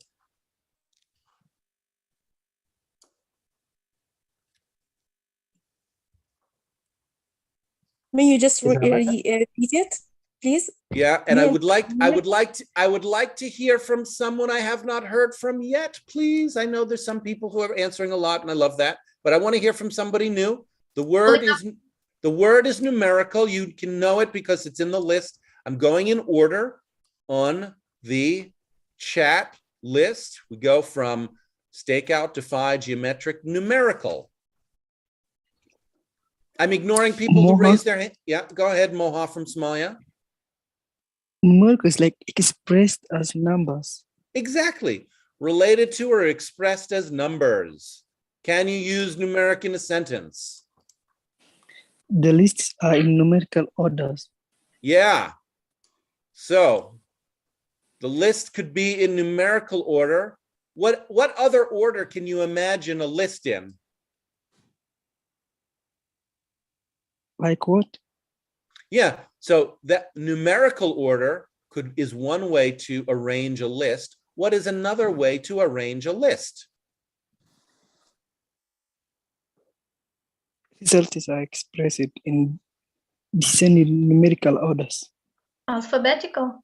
Alphabetical, right? If the list is in numerical order, it's 1, 2, 3. If the list is in alphabetical order, it's A, B, C. That's all. Numerical order, numeric. Next word, combine. It's an easy word, but let's do it. Combine. This is Khan. Can I try? Go ahead, Khan. Combine means something is just connect with each other. As a synonym, mix, mix. And can I give an example? No, I want to correct your definition. So there's a slight difference. You used it passively. You said is connected, but combine is a verb and it means to connect, to combine, to connect, to bring two things together. So that's an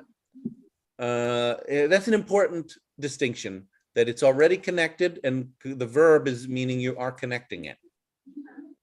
Now go ahead and make a sentence, Khan. Okay. The band combines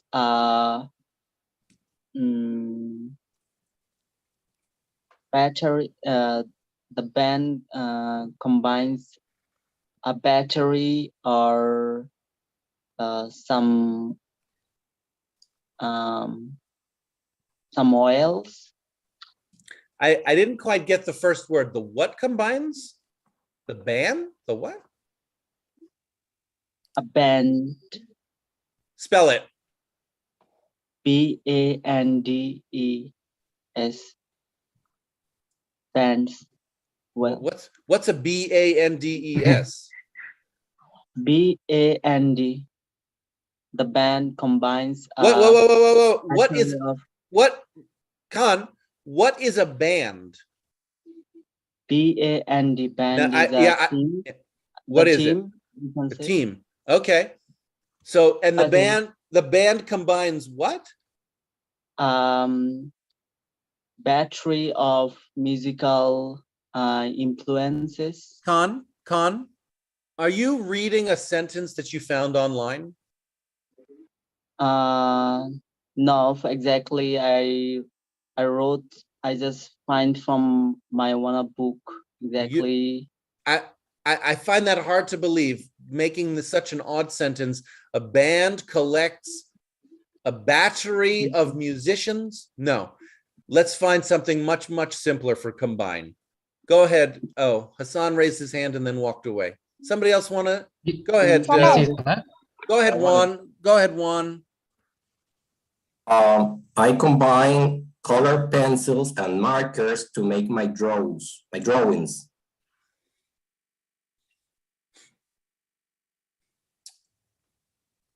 Not great. It's a little confusing. I know what you mean, because combine makes it sound like the pens are being combined, but actually what you're combining are different methods. I combine different methods of, I want to even simpler. There's so many simple examples. Hold on, no, so you've answered a lot. I want to hear from people we haven't heard from yet. I have one. So this is Aman. So I take a flower, I take a herb, and I combine it, and it becomes potion, like that. Yes.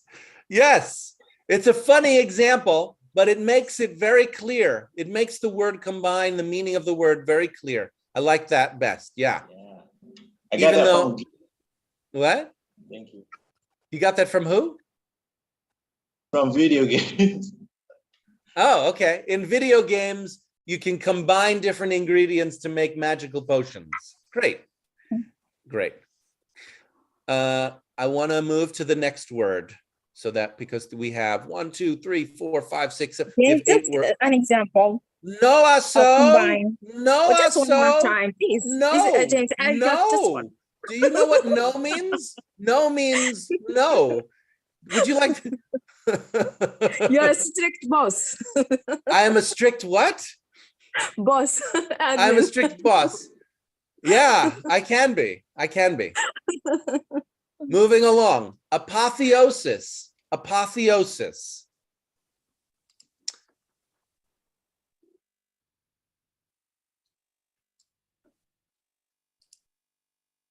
Advanced word.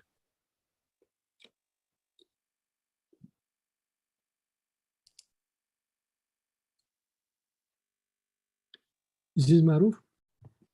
Go ahead, Maruf. The punctuations inflations is the result of pandemic and war. I couldn't understand you. The hypothesis inflation's hypothesis is the result of pandemic and war. It sounds like you're getting that sentence from somewhere, not making it yourself, and I don't like the sentence. I don't think it makes apotheosis clear. I like the sentence. Well, let's see if somebody else wants to try first. And also, apotheosis, Maruf, you're giving an example sentence. I want to start with the definition. Can somebody tell us the definition, the meaning of apotheosis? Maruf, do you want to try with the meaning? Yes, it's the maximum state of a phenomenon, like a curve, like a phenomenon. I don't know it. But there isn't a synonym. Maruf? There is also a synonym, apogee. It's the farthest point of. Hold on, Maruf. Maruf, can I ask you something? What skill level do you consider yourself? Beginner, intermediate, or advanced? Maruf? I don't know.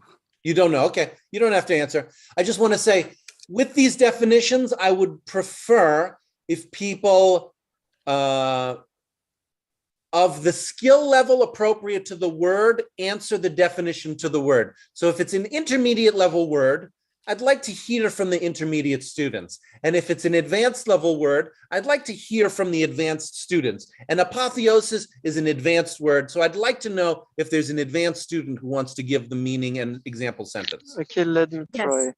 Hold on a second. Hi, from Iran? Yeah. You're an advanced student? I'm not sure, but I'll try. I want you to, this is important for my example, so I want you to check in with yourself and decide, are you more intermediate or advanced? I finished my advanced degree, but I'm not sure. Advanced degree in what? Advanced degree in what? English? In nothing. In what? Yeah, in English. Okay. Maybe you're advanced. I don't know. I just met you today. So go ahead.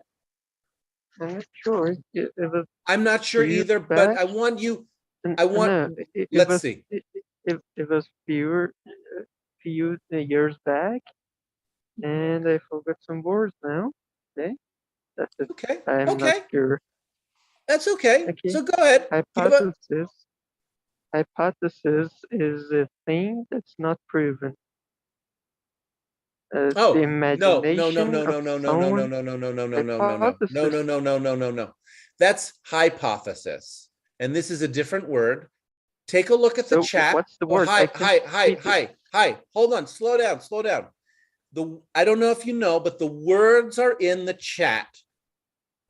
If you scroll up, there's a list of words. And here, I'm going to say the word again. Apotheosis. Hold on, Hi. Apotheosis. Not to be confused with hypothesis. Apotheosis versus hypothesis, two different words. Someone else want to try apotheosis? You don't raise your hand, Shafani, just go. This is Ahmed. Hold on, Ahmed, you're intermediate. Go ahead, Shafani. Yeah, apotheosis is kind of like a climax, like a really high point in like a plot or some kind of series of events. Yeah. In the development of something, So like if you've noticed, the example sentence on Google is, his appearance as Hamlet was the apotheosis of his career.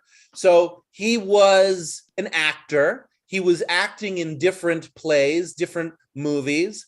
But the moment of his career, which was the greatest moment of his career, was when he played Hamlet at the Globe Theater. That was the apotheosis of his career. It was the best and highest point in the development and progress of his work as an actor, for example.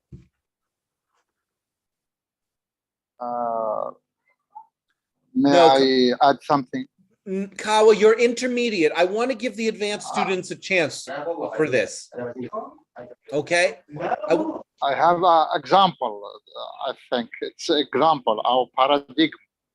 Kawa, you're in Aso Aldori's subgroup. You don't want to take no for an answer. Oh, okay. Is there another advanced student who would like to? Can I make a sentence? I didn't get to. Yeah.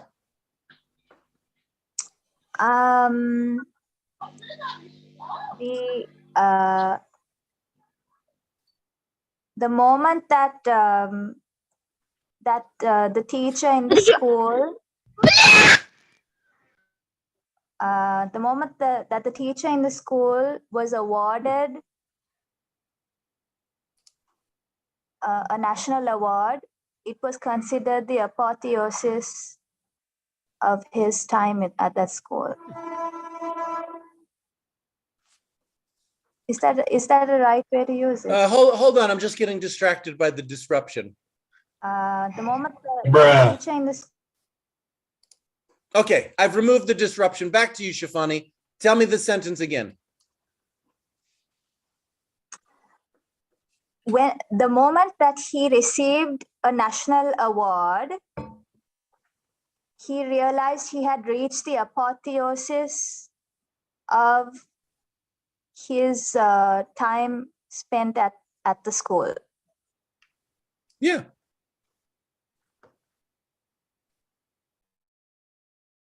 May I try? This is Hassan. Go ahead. Yeah, go ahead, Hassan.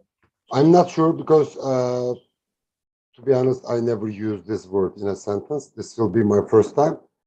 I think my last construction took me my apotheosis because in my business life, because people, they like my flats so much and it was not too difficult for me to sell them all. Let me see if I got this. Your last construction project was the apotheosis of your career as a real estate developer. Oh, my last construction. Your last construction project was the apotheosis of your career as a real estate developer. That would make sense to me. But I probably I couldn't use the word in the correct place. So I should take down the note. Yeah. Again, English with Leela. The definitions are in Discord in the channel Classroom Notes, but apotheosis means the highest point in the development of something, the culmination or climax. Aso, may I add something? Yeah, go ahead, Aso. It is the apotheosis, we can say the glorification of someone in his who got a special power or status, just like our group of people of being in a perfect state, or to be ideal to the other persons. Like I attended. No, I don't think so. You're describing, you're giving a different definition to the word apotheosis, which is to glorify. Yes. But it's not. It's not a verb. It's a noun. Glorification. I mean, the glorification of describing a person or someone and his ability of doing exceptional power or in his ideal status. No, I can see why you might say that, since the ideas are related. I can see that you might want to glorify someone who had reached the highest point in a stage of development, but it's not necessarily glorification. For example, I might say World War II was the apotheosis of humans inflicting cruelty on each other, right? Humans have engaged in war for many years, but maybe I think that World War II was the highest point in the development of how we go to war, and I would call it the apotheosis of cruelty. It's not necessarily a glorification. It's just talking about a stage of development. Just like reaching the peak of something? It's similar. Yeah, that's why in the definition they have summit as a Summit. Summit, yeah. Yeah, Just like summit. the peak. Yeah. The peak of Yeah. something. So can I say But I this want you to example? want you to notice also that a Yes. summit is not the same as it's a little bit more neutral than the glorification, which is different, has a different meaning. You want to add something? Yes, I can say I attended a performance last month about the I can't pronounce it correctly. The Apotheosis. Yes, the apotheosis. Can you repeat it? Naeem? No, guys, no, I don't want. We have 4 minutes left before I'm passing the class over to Ali Shafak. and I would like to just do a really quick, I just want to go through some of the words that we didn't get really quickly, lightning round, okay? So agora. Agora is a place of public gathering. It was a Greek word, but we use it in everyday standard English now. We talk about Facebook being the modern agora. It's the place where everybody gathers to meet and talk.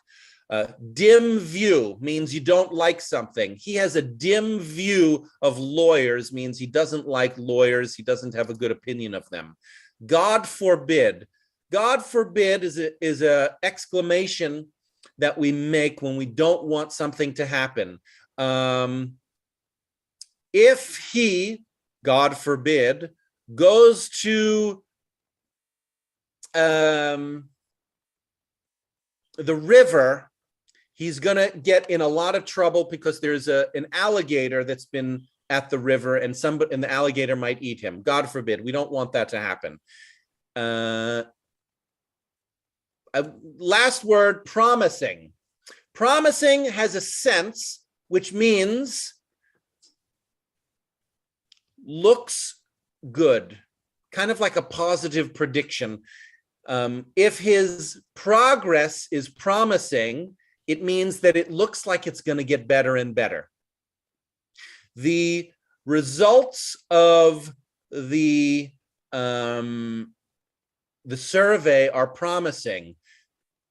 Our candidate looks like he might have a chance of winning. It's different than the sense of promise where I'm telling you I will do something. It's related. Promising means the outcome looks good. Promising the future? We can Pardon? say Pardon? promising the future?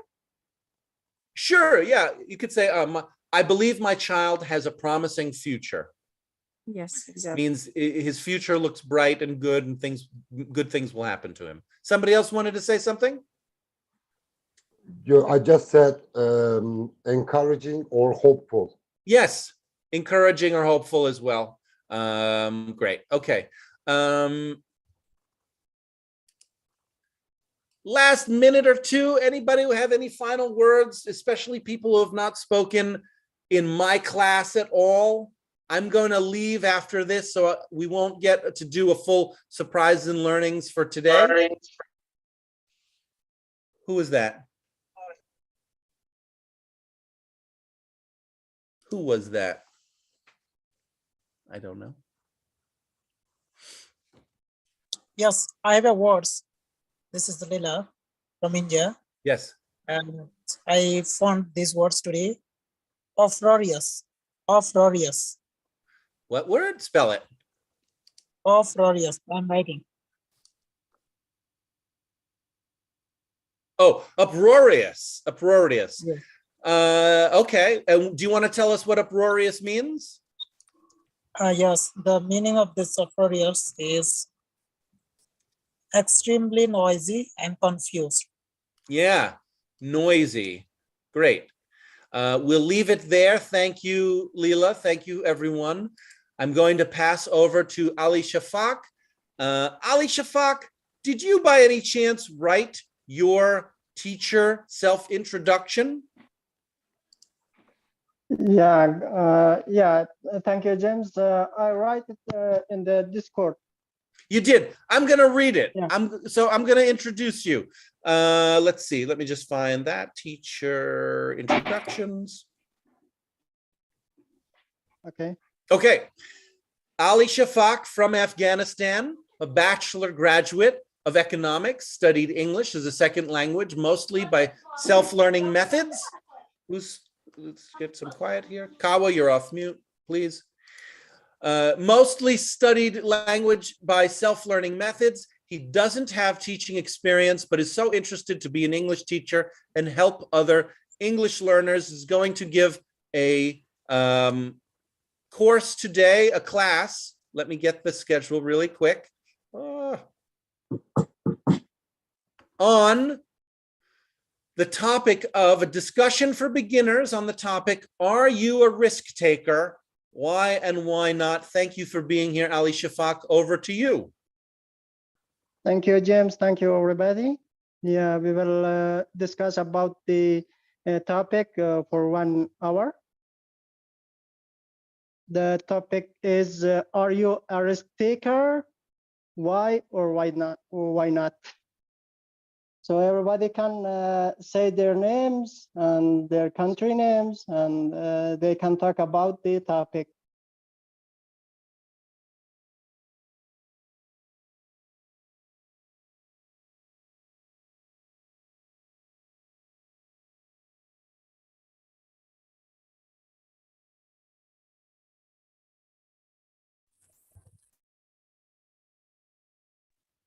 Sorry, can you? Hello, this is Alena from Odisha, India.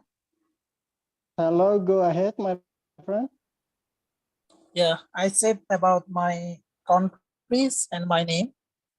If you want to ask me anything, then I will tell you. Yeah, you know about the topic.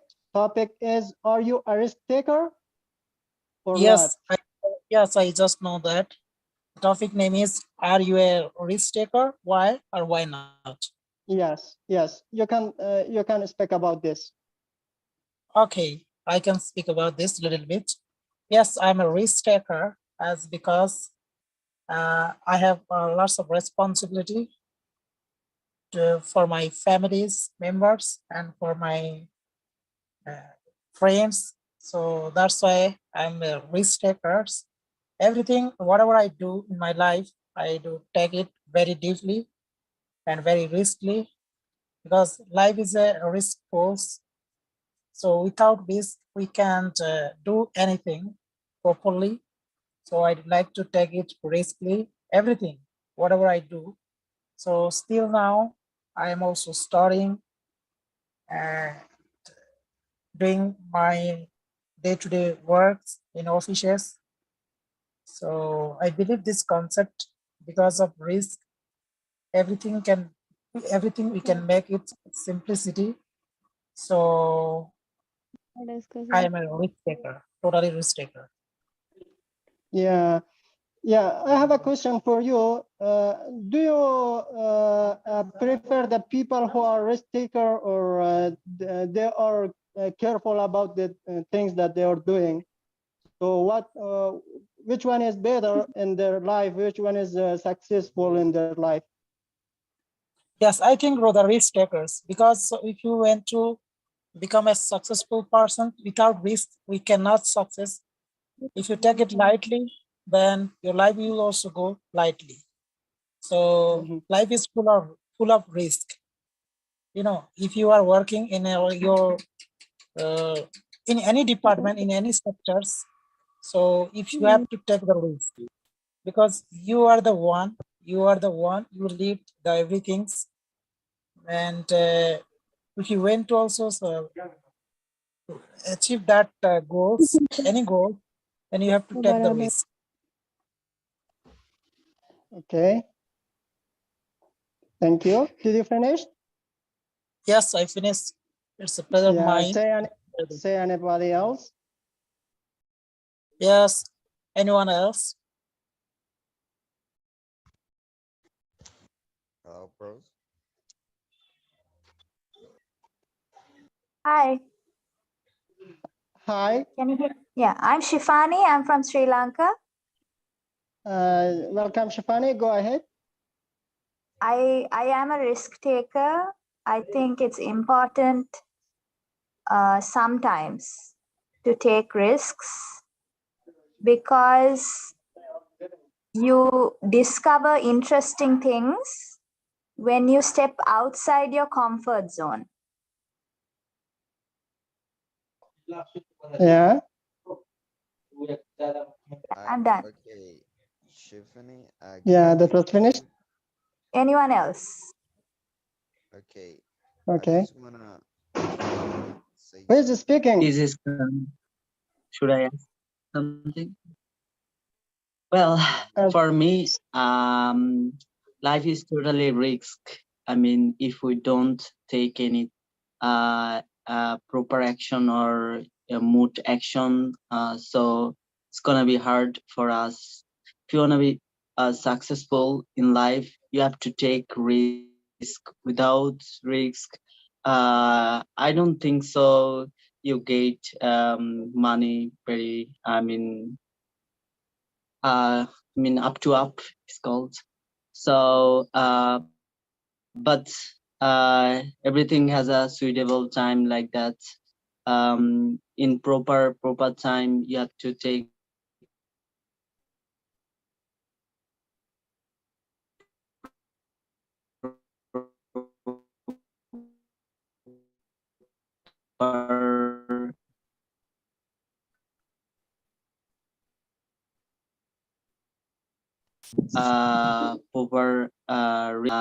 well, you wanna take exactly the risk, so it's nothing gonna fruitful for you.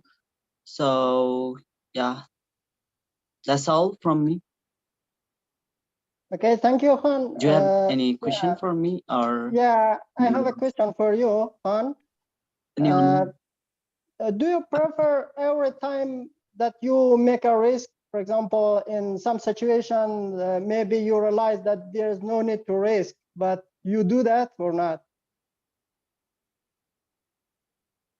Exactly. I just feel the situation. If the situation is suitable for me, I just do it, because I also fail several times. So I just thought that it's a learning process, like, so it's like that. Like that one of my exam, exactly, I didn't take any preparation. I just overconfident with myself. So I just didn't take any preparation. Without preparation, I just went in exam hall, and so overall I got good mark, but not desired mark. So yeah, that's all.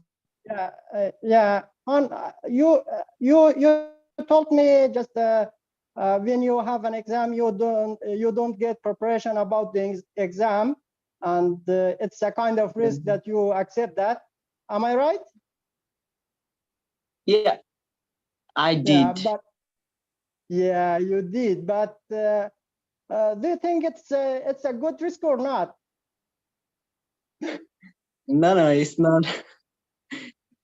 It's not good exactly. I mean, I just I did because of it's my weekend exam, so I just did that. So but in final exam, it's nothing gonna happen with me. My mom is very shortcut person, so yeah, I have that covered.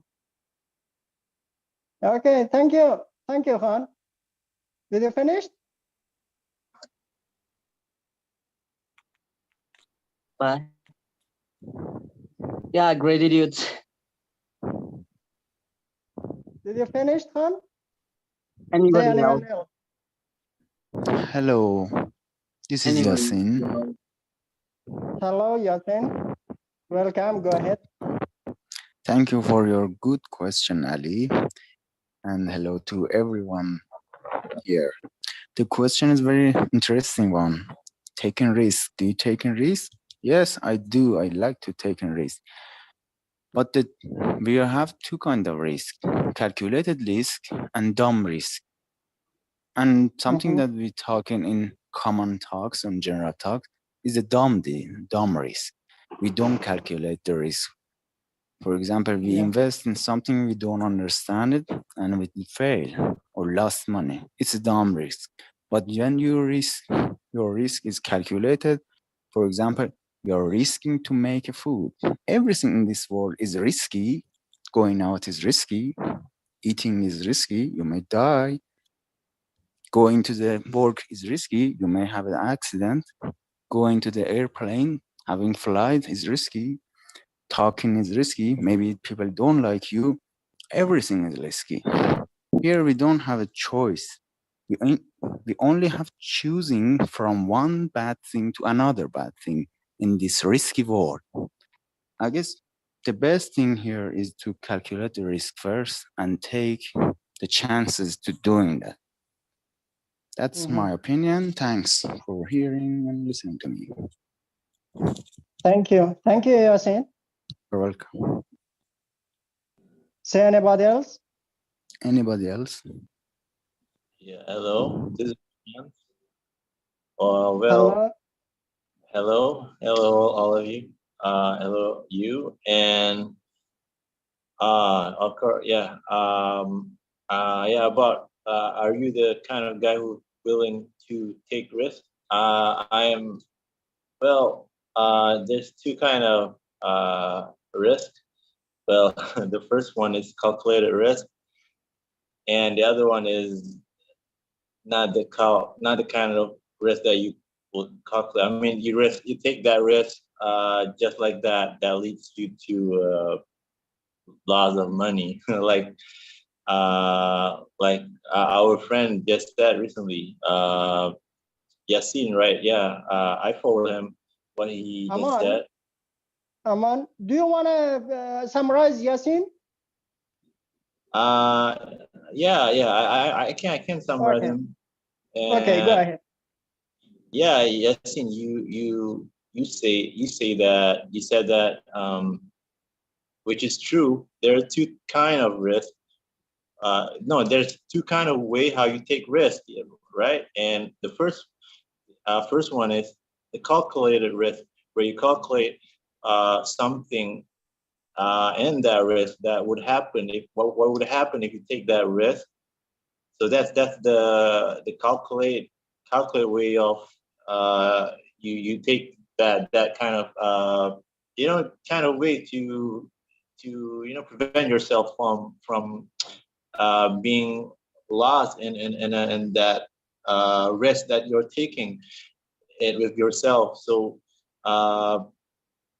and the other risk is you just go ahead and take that risk without calculating it, which leads you to get yourself to be in a situation where you lost, like example, lose money, because you didn't calculate. So yeah, I think that's what Yasin said.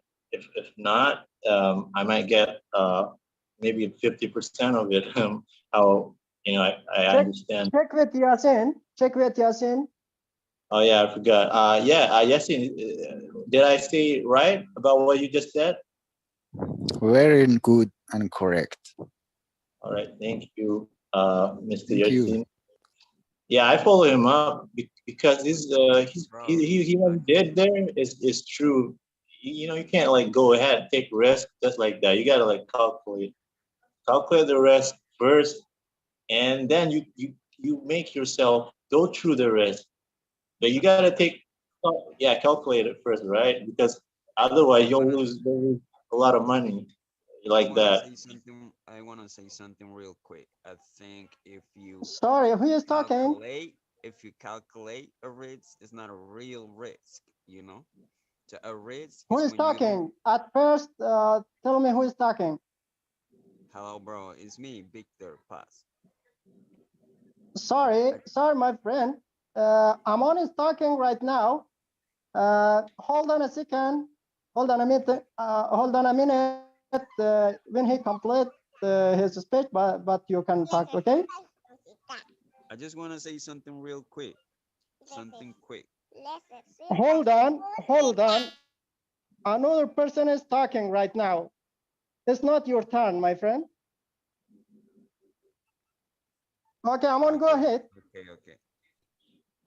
Yeah, well, to me, I don't really, I'm not experienced as all of you in here because I see like you all in here like have a lot of knowledge than me, you know, and so I just follow out what people say out there. What did they say recently? Yeah, I agree with a lot of you. Even though the only, yeah, like Yasin said, yeah, I would take that advice from what he just said. Take the risk with calculate the risk first. Then you go bring yourself to make yourself make yourself willing yourself up to take that risk. But calculate it first before you go into that risk. Yeah, I'll do that. I'll take that way. Calculate first, and yeah, then take that risk after you had finished up calculated the risk. Yeah, so that's from me. Anybody else?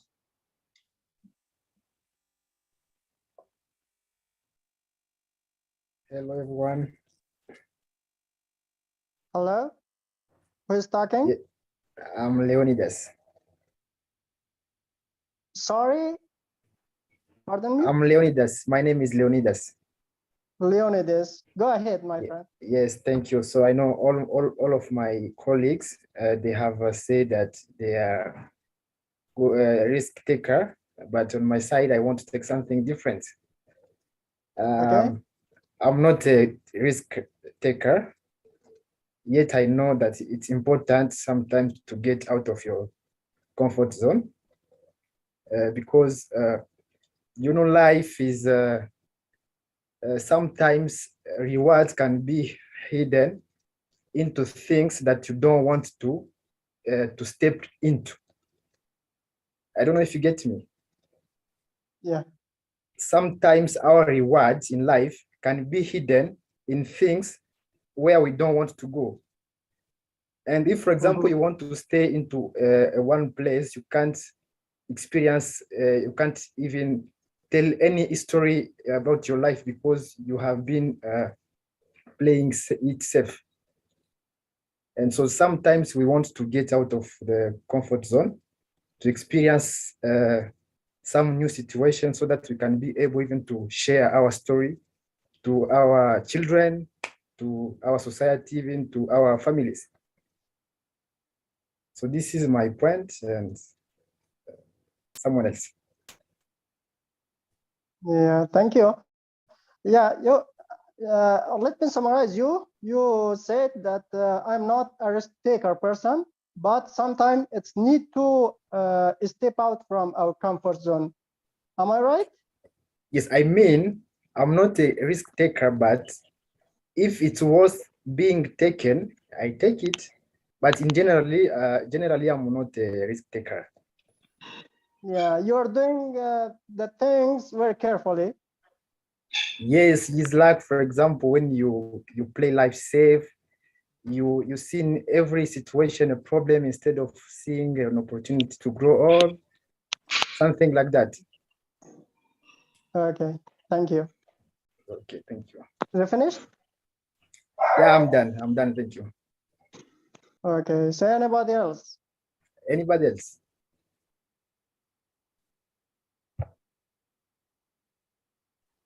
Yeah, I just want to say something real quick.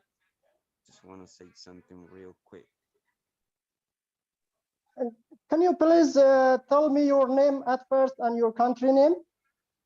Okay, my name is Victor Fabian. I'm from Colombia. Victor? From? Yes. Colombia. Colombia. Go ahead, Victor. Okay, I just want to say that if you calculate a risk, it's not a real risk. A risk is when you don't know if you are going to lose or you're going to win. This is a real risk. I think if you think yourself as a rich risk taker, and if you calculate a risk, it's not a real risk. That's all I wanted to say. Can I say something? Yeah, who is speaking? Leonidas, the previous speaker. Okay, go ahead. Thank you. So I just want to comment something about my colleagues who have been saying that you have to calculate a risk. You know, a risk that you calculate is no longer a risk. A risk is something you can be, for example, in front of a situation that has come suddenly. You don't know what to do and you have to take a decision at the same moment. So you don't have time to calculate or to make to take long time to know what to expect in front behind this situation. So when, for example, we are talking about good risk taker or bad risk taker, we mean people who don't see the problem in the situation. People can even see the opportunity in a situation, something like that. I don't know if I'm wrong. So this is my point. Yeah. Let me summarize you. You said that the risk taker, the real risk taker is that person that they don't know about the calculation of the risk and they don't have time to think about that and plan about that at the before. Okay. Yeah, it can be summarized like that. It's like, for example, in life, you can have a sudden situation where you are called to take a sudden decision. So people cannot give you much time to overthink or to calculate. So you just need to take decision at that moment. So if, for example, you look a problem in that situation, you can lose even that opportunity. So you have to be quick in taking decisions so that you can be able to navigate into that situation. So after entering in that situation, you can know if I have taken a good decision or not.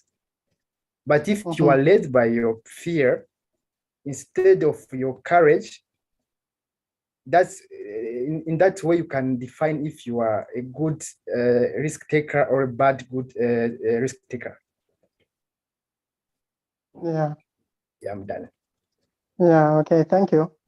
Say anybody else? Anybody else? Nani Indonesia. Yeah. Welcome, Yes, Nani. Nani. Go ahead. I like to see your smile, Lisa Pak. Thank Okay, you. you talk about risk taker. For my point of view, for my opinion, I can assume risk taker is someone, taker, the person. We deal with danger. That's it only. So like Leonidas, like Victor Facet, then come to Victor didn't agree with calculating. If you calculate, there's no risk. That's the moment when you deal with danger. That Leonidas, you might calculate. It is okay. You are able doing that or not. That's the moment. But any action you do that dealing with danger, that's risk taker. Dealing with danger is a risk taker. You take the risk in order to achieve your goal, no matter what is the risk. As long as that you start calculating your ability, your power, can I get that target? That's risk taker. So you have the target T there. You have direction you want to reach. The way you reach it, there are many dangerous things you have to deal with. That's risk taker. Am I a risk taker? Yes. Because every action that I have to deal with, there's a danger inside. And I have to calculate on that point, like Leonidas said. But that doesn't mean no risk. No. You have brain that God gifted to anyone here to think. Do I have to take this way or I have to take that way? There are also any risks. Life is black and white. There is no in the middle. You have to decide you're black or you are white. There's any risk of any decision you make. Always like that. That's a risk taker for me. Okay, thank you. Anyone else? This is Ahmad. Thank you, Nani. Okay, welcome, Ahmad. Go ahead. Okay. Actually, for me, I am not risk taker because I'm considered the risk taker is very danger. Maybe when you wanted to be the risk taker, I focus on the analyze my reality. When you take care, when you decide anything, you must do it. Maybe at the present, at the future. I using my brain and I focus on the analyze of the data of my reality, you know. Maybe when you decide something and to be the risk taker, maybe this thing created your future, you know.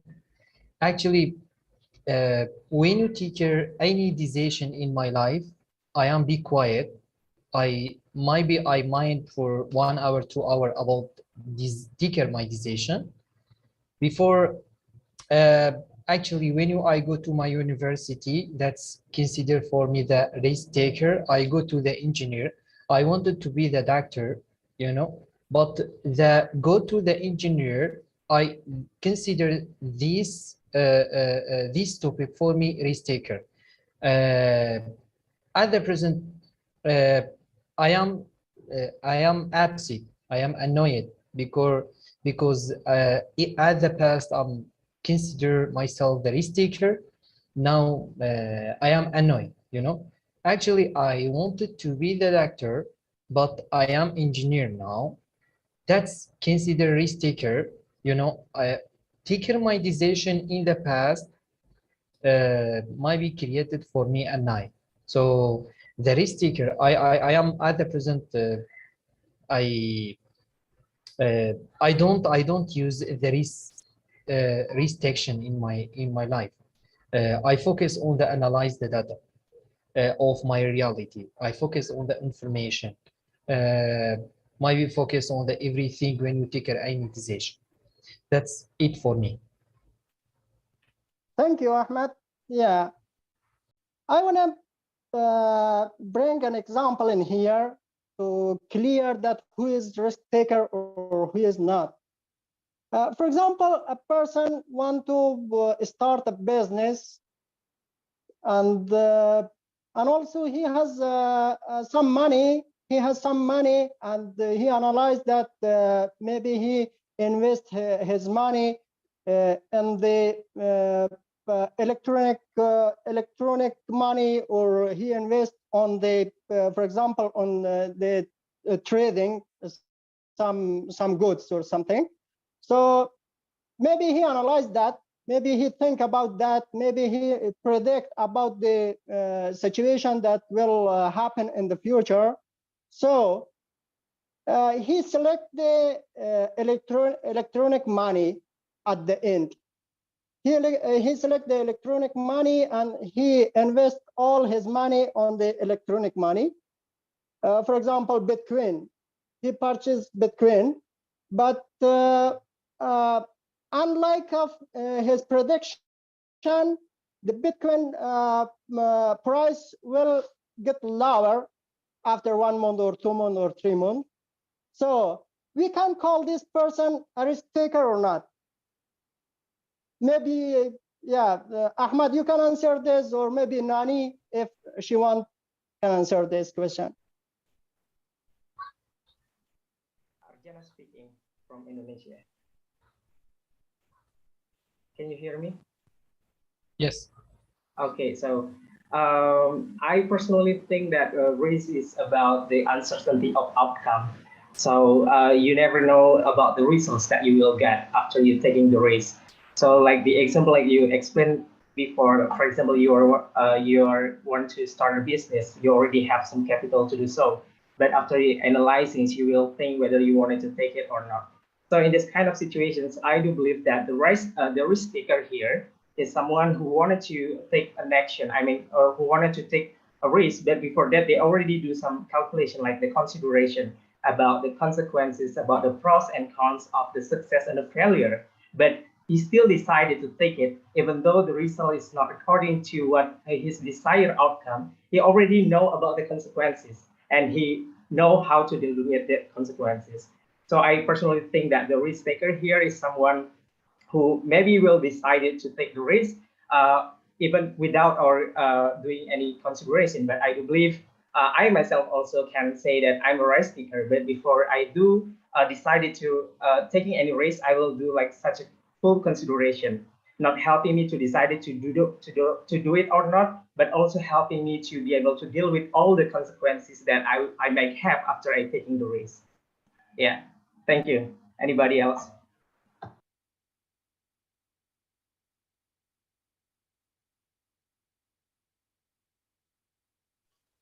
Yes, me. So I think is the opposite. Who's talking?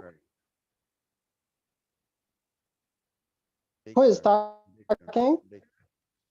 I'm Victor. I'm just Victor Paz from Colombia. answering your question. Can you hear me? Yeah, we can hear you, but not properly. Speak louder, Victor. Speak louder. The volume is too low. Yeah, his voice is too low. Can you hear me better now? Still, Better? Victor, too low. I didn't hear you. No, it is too low. Maybe the speaker in the distance with the mouth and he's speaking.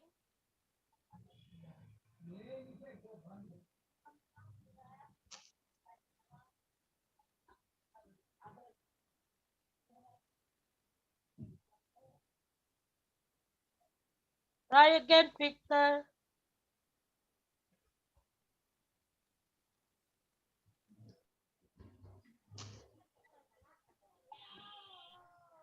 Not better? Okay, so I'm gonna get my headphones and I'll be right back in a minute.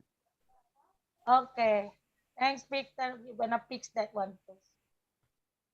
Go back to the group.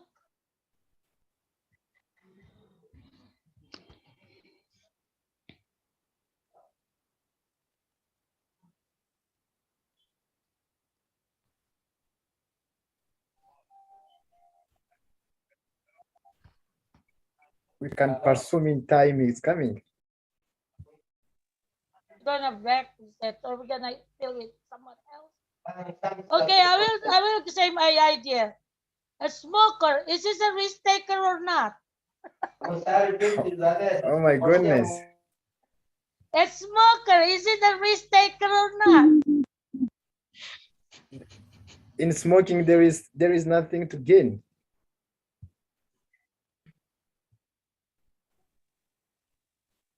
What's the reason? There's nothing to what?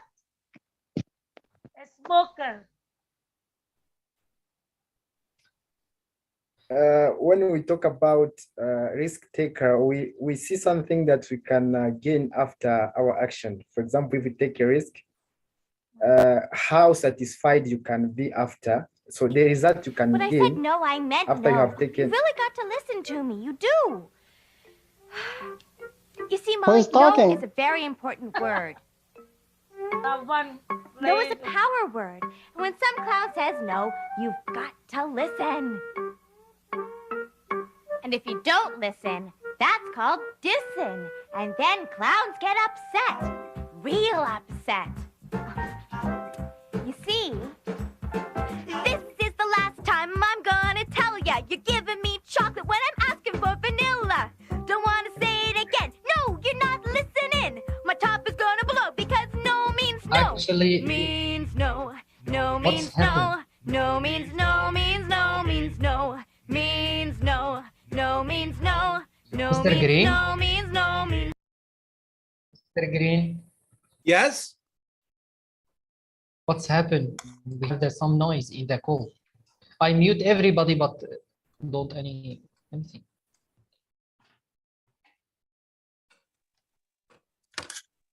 Hold on.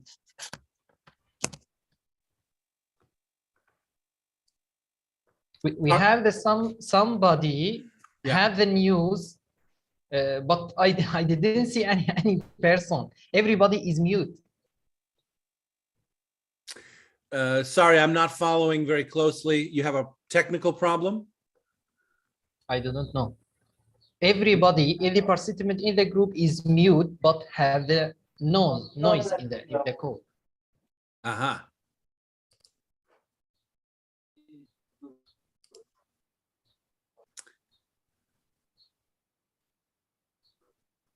I think precise signed secret. This person, I don't know. Who? Christine? Precise. The last name, precise, signed secret.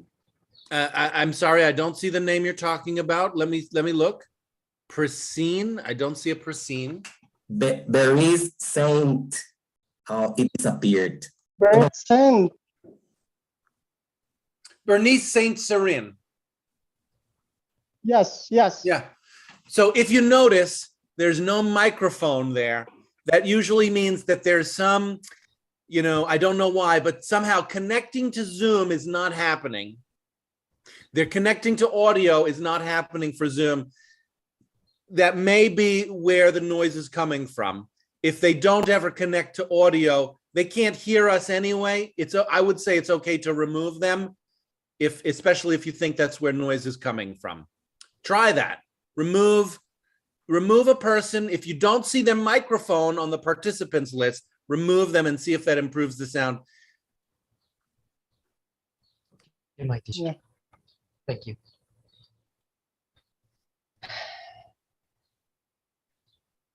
Back to group.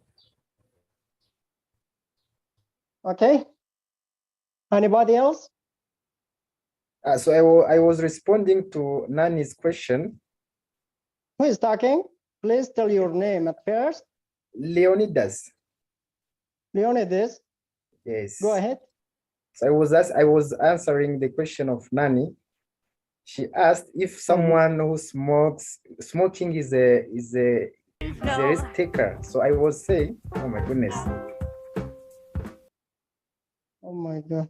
What's the problem here? I don't know what's wrong. Yeah. Oh my goodness.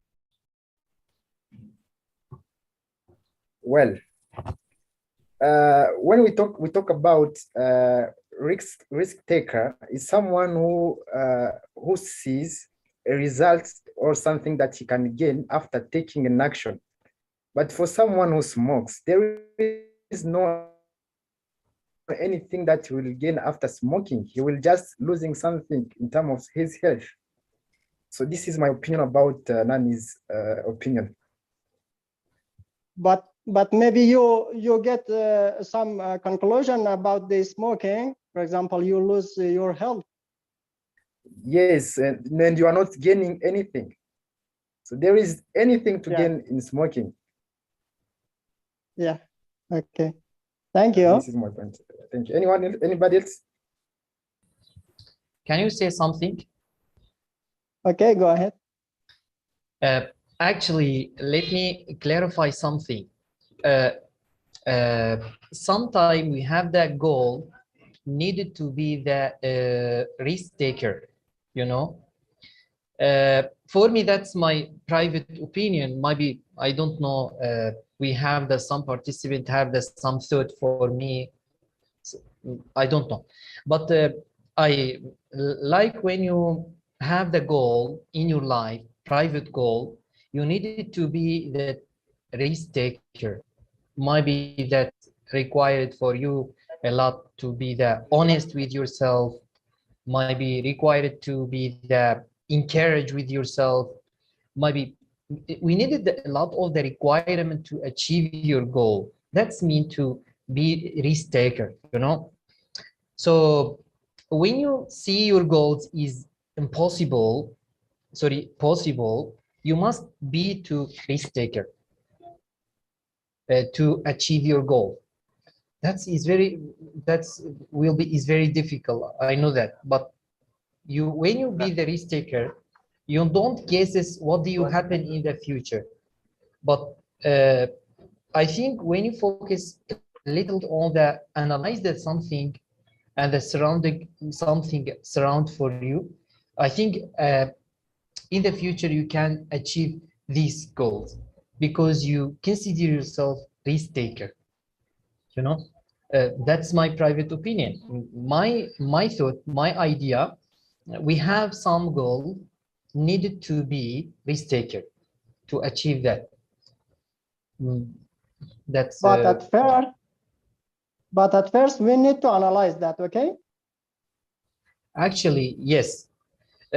When you analyze a lot of the information, but you know, everything is very possible, you know, but in this point, you must be risk taker.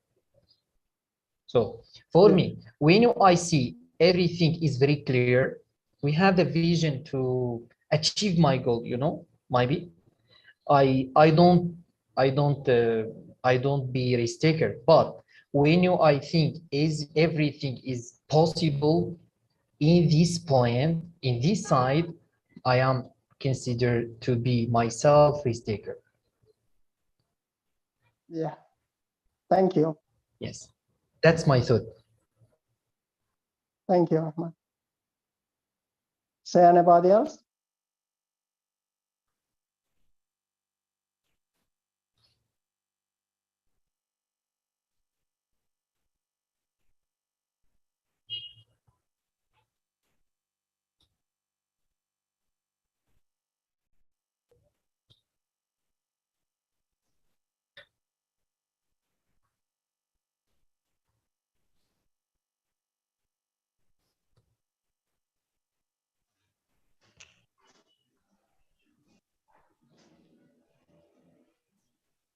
Does know anybody to talk about the topic? The people who didn't talk. Yeah, should I speak, sir? Okay. Say your name and your country name. Go ahead. Saiba from India, Jammu and Kashmir. Okay, Hope go you are ahead. doing Saiba. good. So come to the topic. I can say I'm a big risk taker and I love to take risk because risk help us to build confidence and possibilities. Okay. And I can say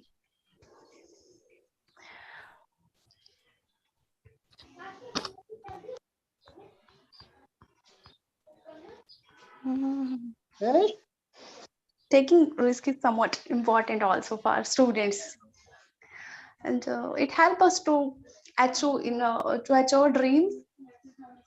If we don't take risk, we won't be able to achieve new things and new possibilities. So taking risk is important. Yeah, because we may fear rejection, failure, and change. We may fear uncertainty, and we think about risk. And, because a lot of students have fear. So anybody who take risk can become unstoppable also. So students, as I'm student, taking risk is a big challenge for us. Yeah. You finished? Yeah. Actually, I'm out. Say anybody else.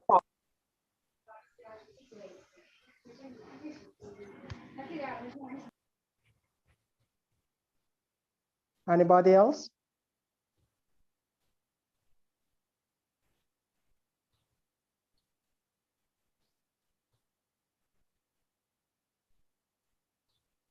This is Juan from Costa Rica. Okay, go ahead. Thank you. I am very oriented to what Victor, I guess, mentioned, Victor from Colombia, when he said that a risk taker is someone that doesn't calculate or who cannot calculate the risks, the consequences of your decisions. So by thinking on his perspective, I am not a risk taker person.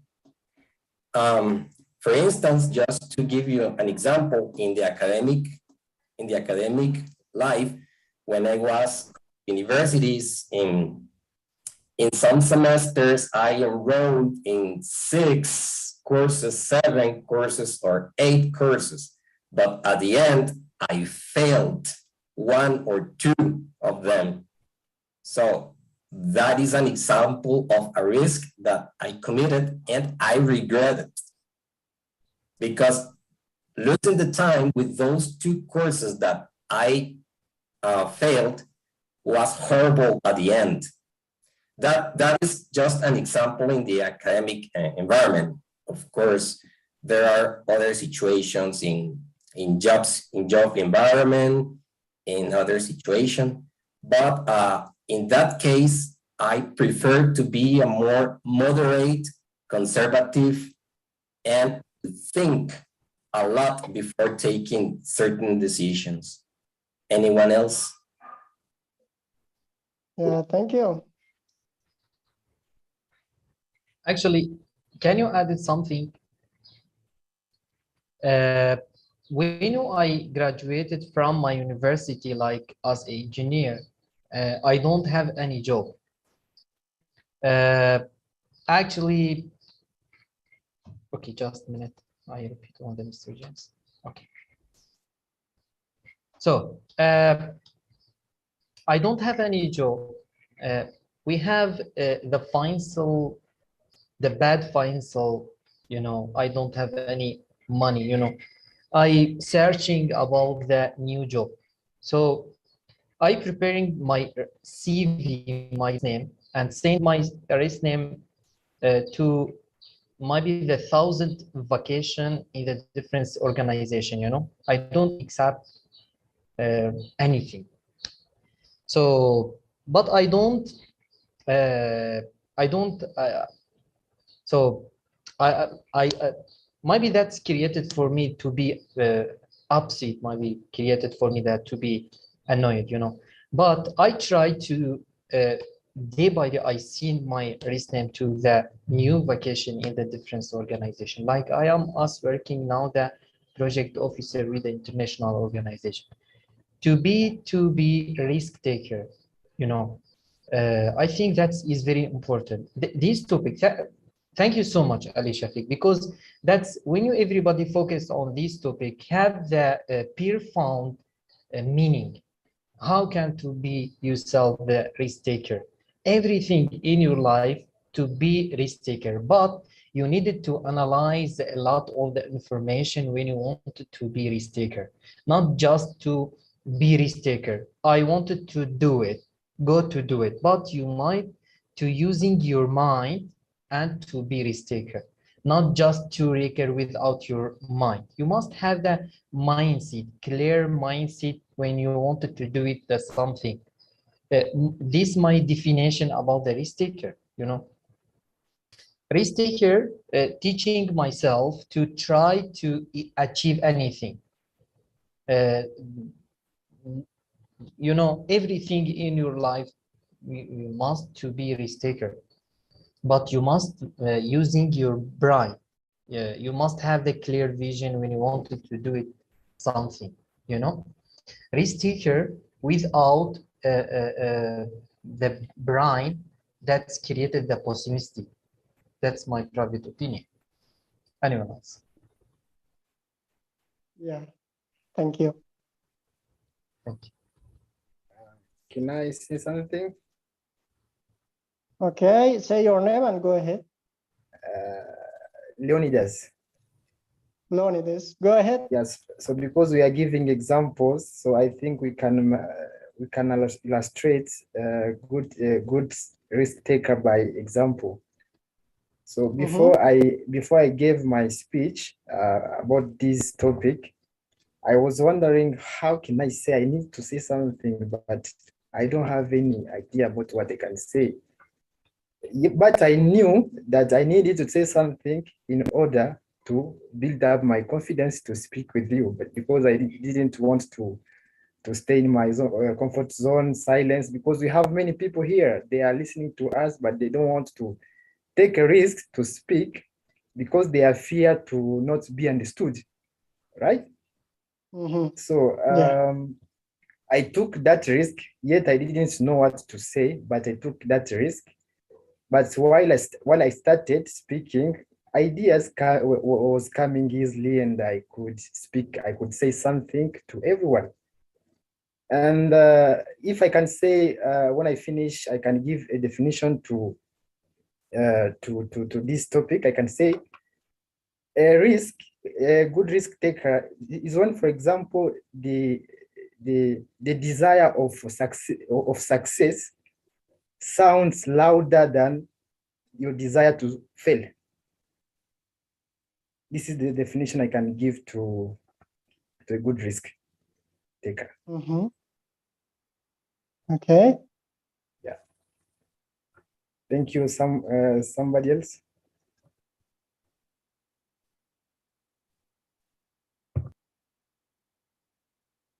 Christina from Italy. Do you want to say something?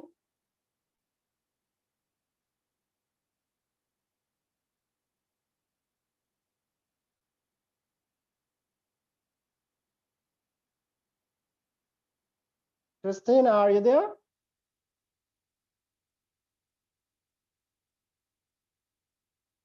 She was raised her hand, but I think right now she's not here. Anybody else? This is Khan. I would like to say something. I mean, add Okay, something. go Sorry, in period time I already say so many things.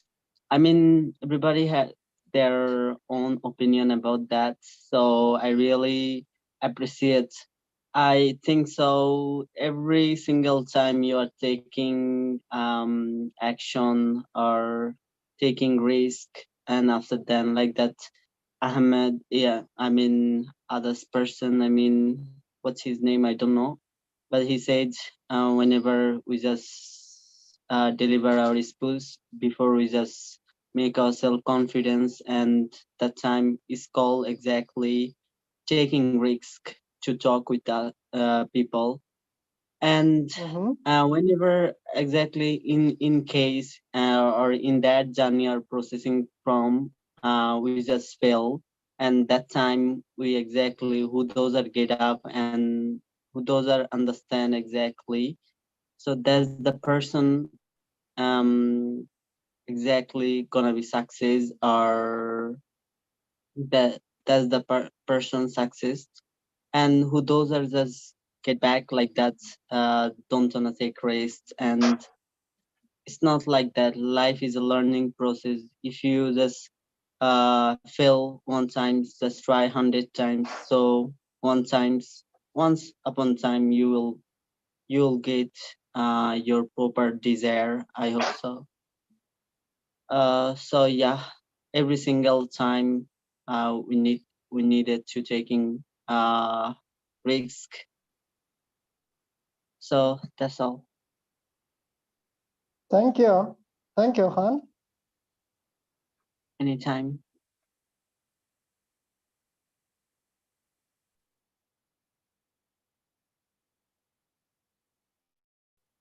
Anybody else?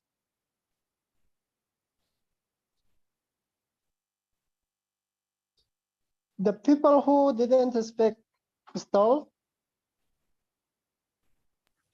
They don't want to take risk. They don't want to take risk, but it's the time to step out from your comfort zone.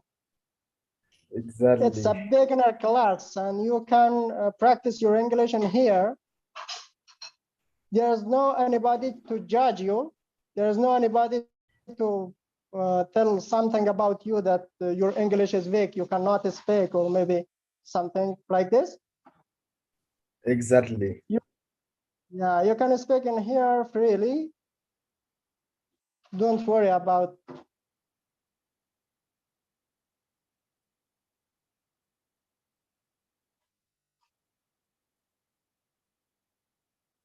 You'll Zoom user,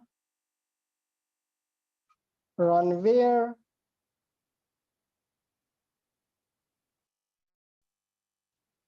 Joan, I think he speak. Colette Hernandez.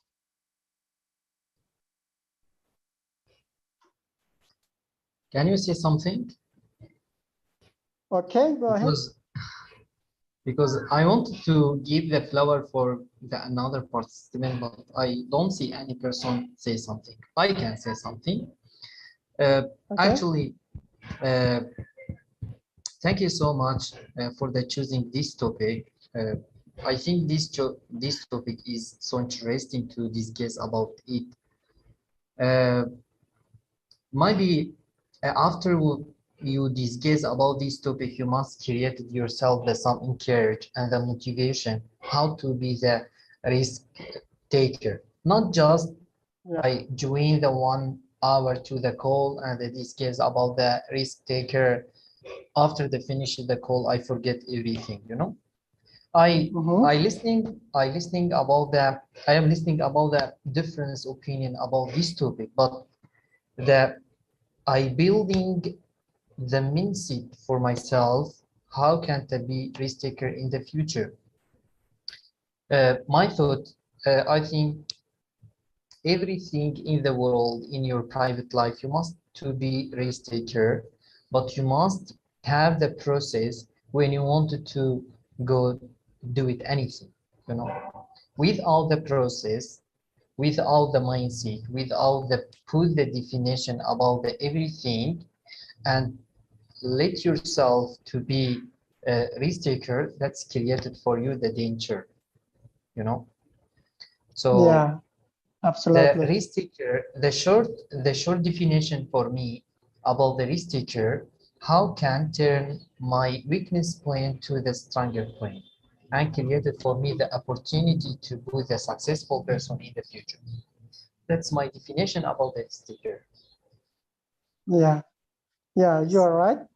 In every step of our life, we need to have a plan. We need to have calculate everything, and of course, we need to try new things, and we must be a risk taker.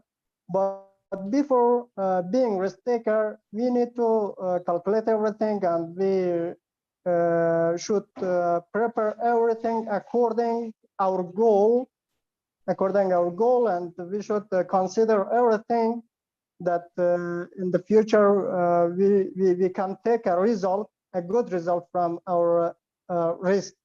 So sometimes the people who are a risk taker, they think about everything, and they consider every aspect of the activity.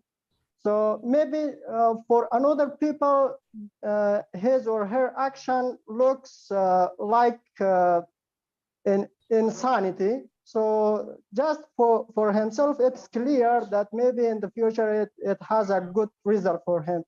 So risk takers, the people, in my opinion, risk takers, the people who at first they have conclusion, they have calculate everything, and they think about everything carefully, and they take decision. But maybe there is something, there is some reasons that they are high, and he cannot predict about them.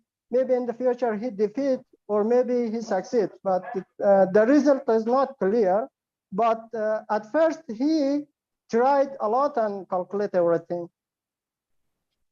Yes. Okay, thank you everybody. I think our time is getting over, and it was a nice conversation from everybody, and everybody has a lot of beneficial things for us, and we learned from you. And thank you for participating. Thank you, Ahmed, and everybody. Thank you so much. Actually, that is interesting conversation with you, Mr. Ali. Hopefully Thank see you. you in the next week. Thank you so much. Thank you, Ahmed. Thank you, Nani. Thank you, James. Thank you, everybody. Thank you, Ali. Fantastic. Fantastic. Thank you so much. You must end the live stream on the YouTube now. Just a minute. Okay. Goodbye. Goodbye. Okay. Goodbye, Goodbye, Hamid. everybody.